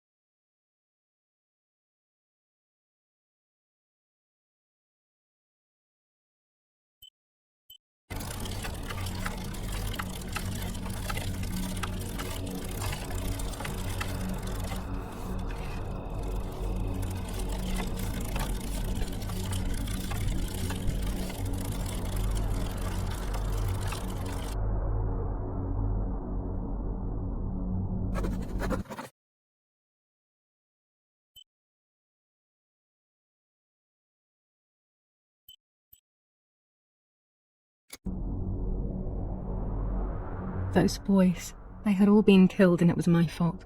They were my age, and a few of them were our friends. I didn't think it would go like that, but wasn't it obvious, really? What was I actually expecting? I felt like a coward. But what could I have done? Should I have betrayed my father? I loved my father, but I also loved my friend Lapo. Which side was I on? I just listened to my heart. I thought it was the right thing to do. But instead, it was the worst thing I could have done.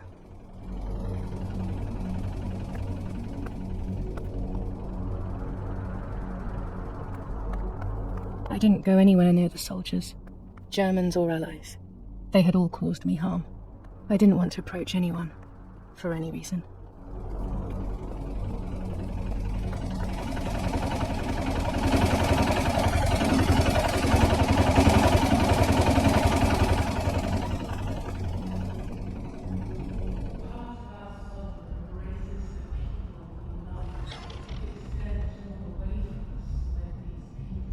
Once I crossed that threshold, I completely lost touch with reality. Everyone around me had died while I survived everything.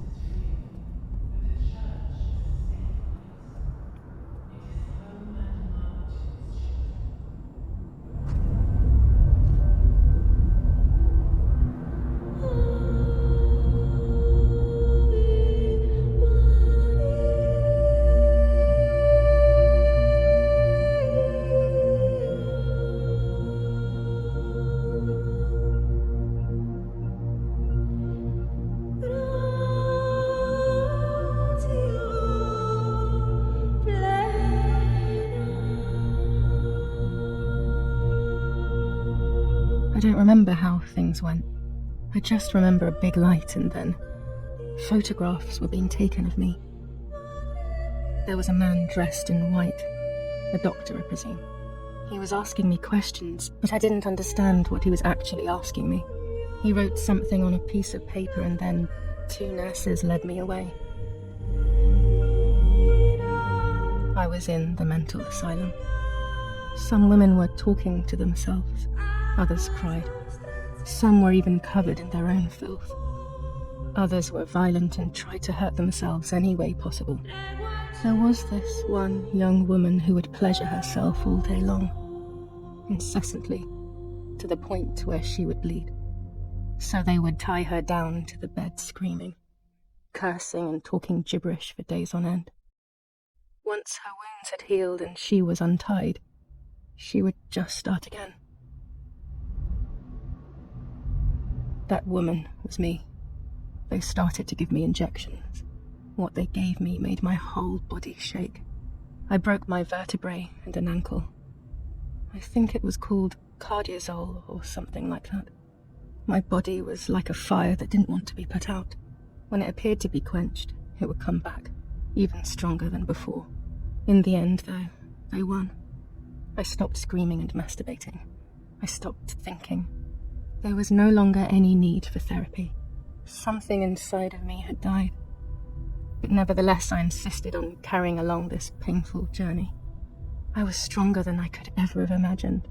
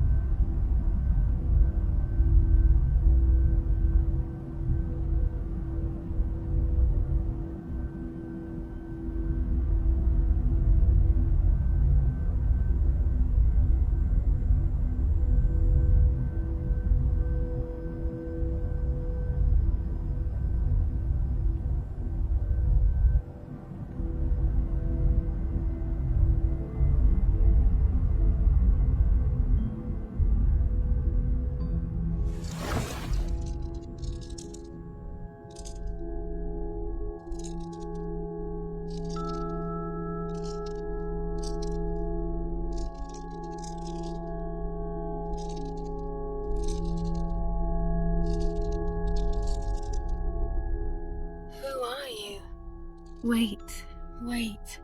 I want answers. Don't go away. Talk to me about Martha, please.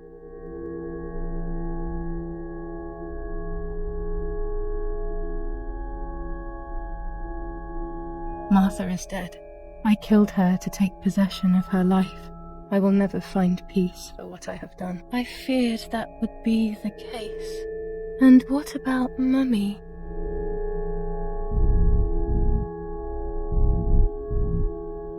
Mummy is dead. Nobody knows that better than I do, unfortunately. It's useless to try and deceive ourselves. Did I do what I think I've done? Yes, damn it. It really happened. I cut her into pieces and buried her under the bridge. God, all that blood. My God, I knew it. What about Daddy? The soldiers? Did that really happen?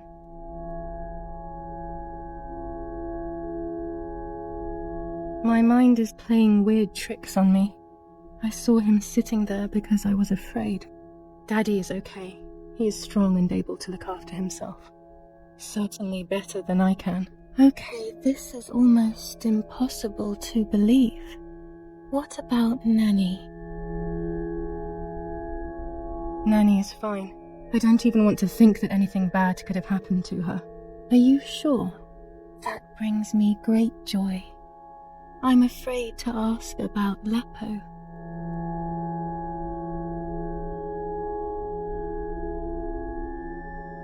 Leppo probably doesn't exist.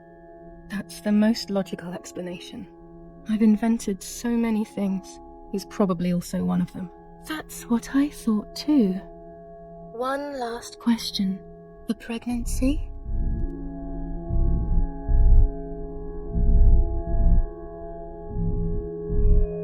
I was pregnant, but then I had a miscarriage.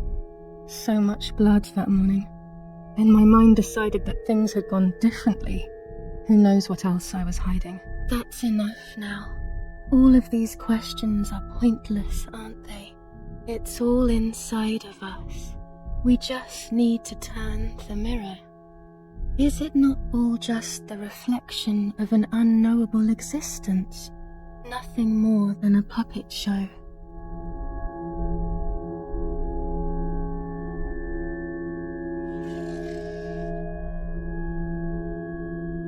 Ready for everything with open arms, even ready to kill.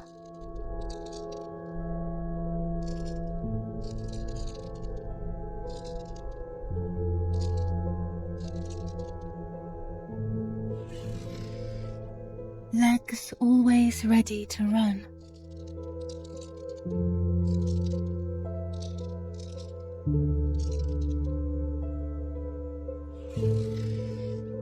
The womb that conceived in sin.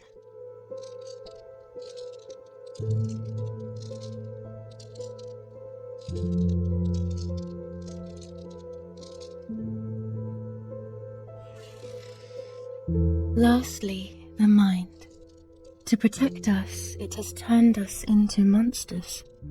Either way, we cannot live like this, can we? I'll take care of it. I don't need to worry. I'll try to sleep if I can. I've got this.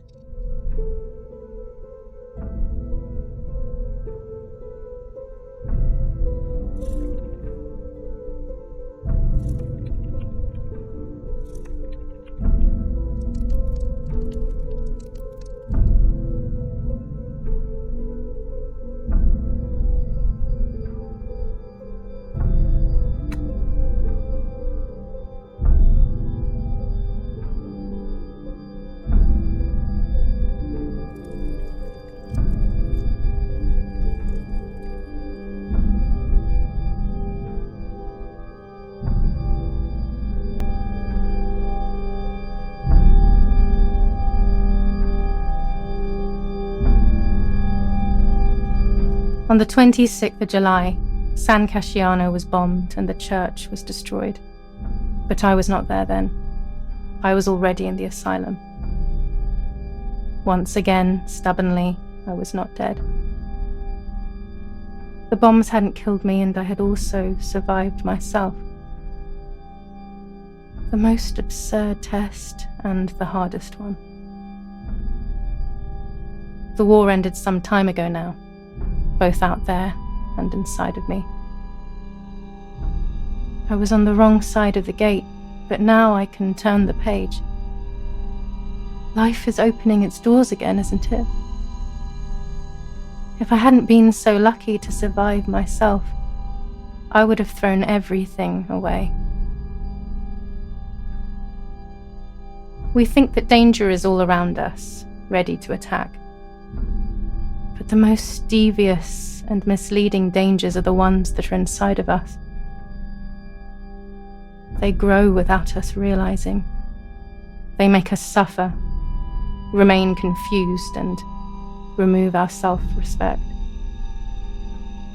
I would have wanted to ask for help, but I was alone. This is my story. Thank you for being here, for listening to me. Now I'm ready to leave. How long will it take to get home?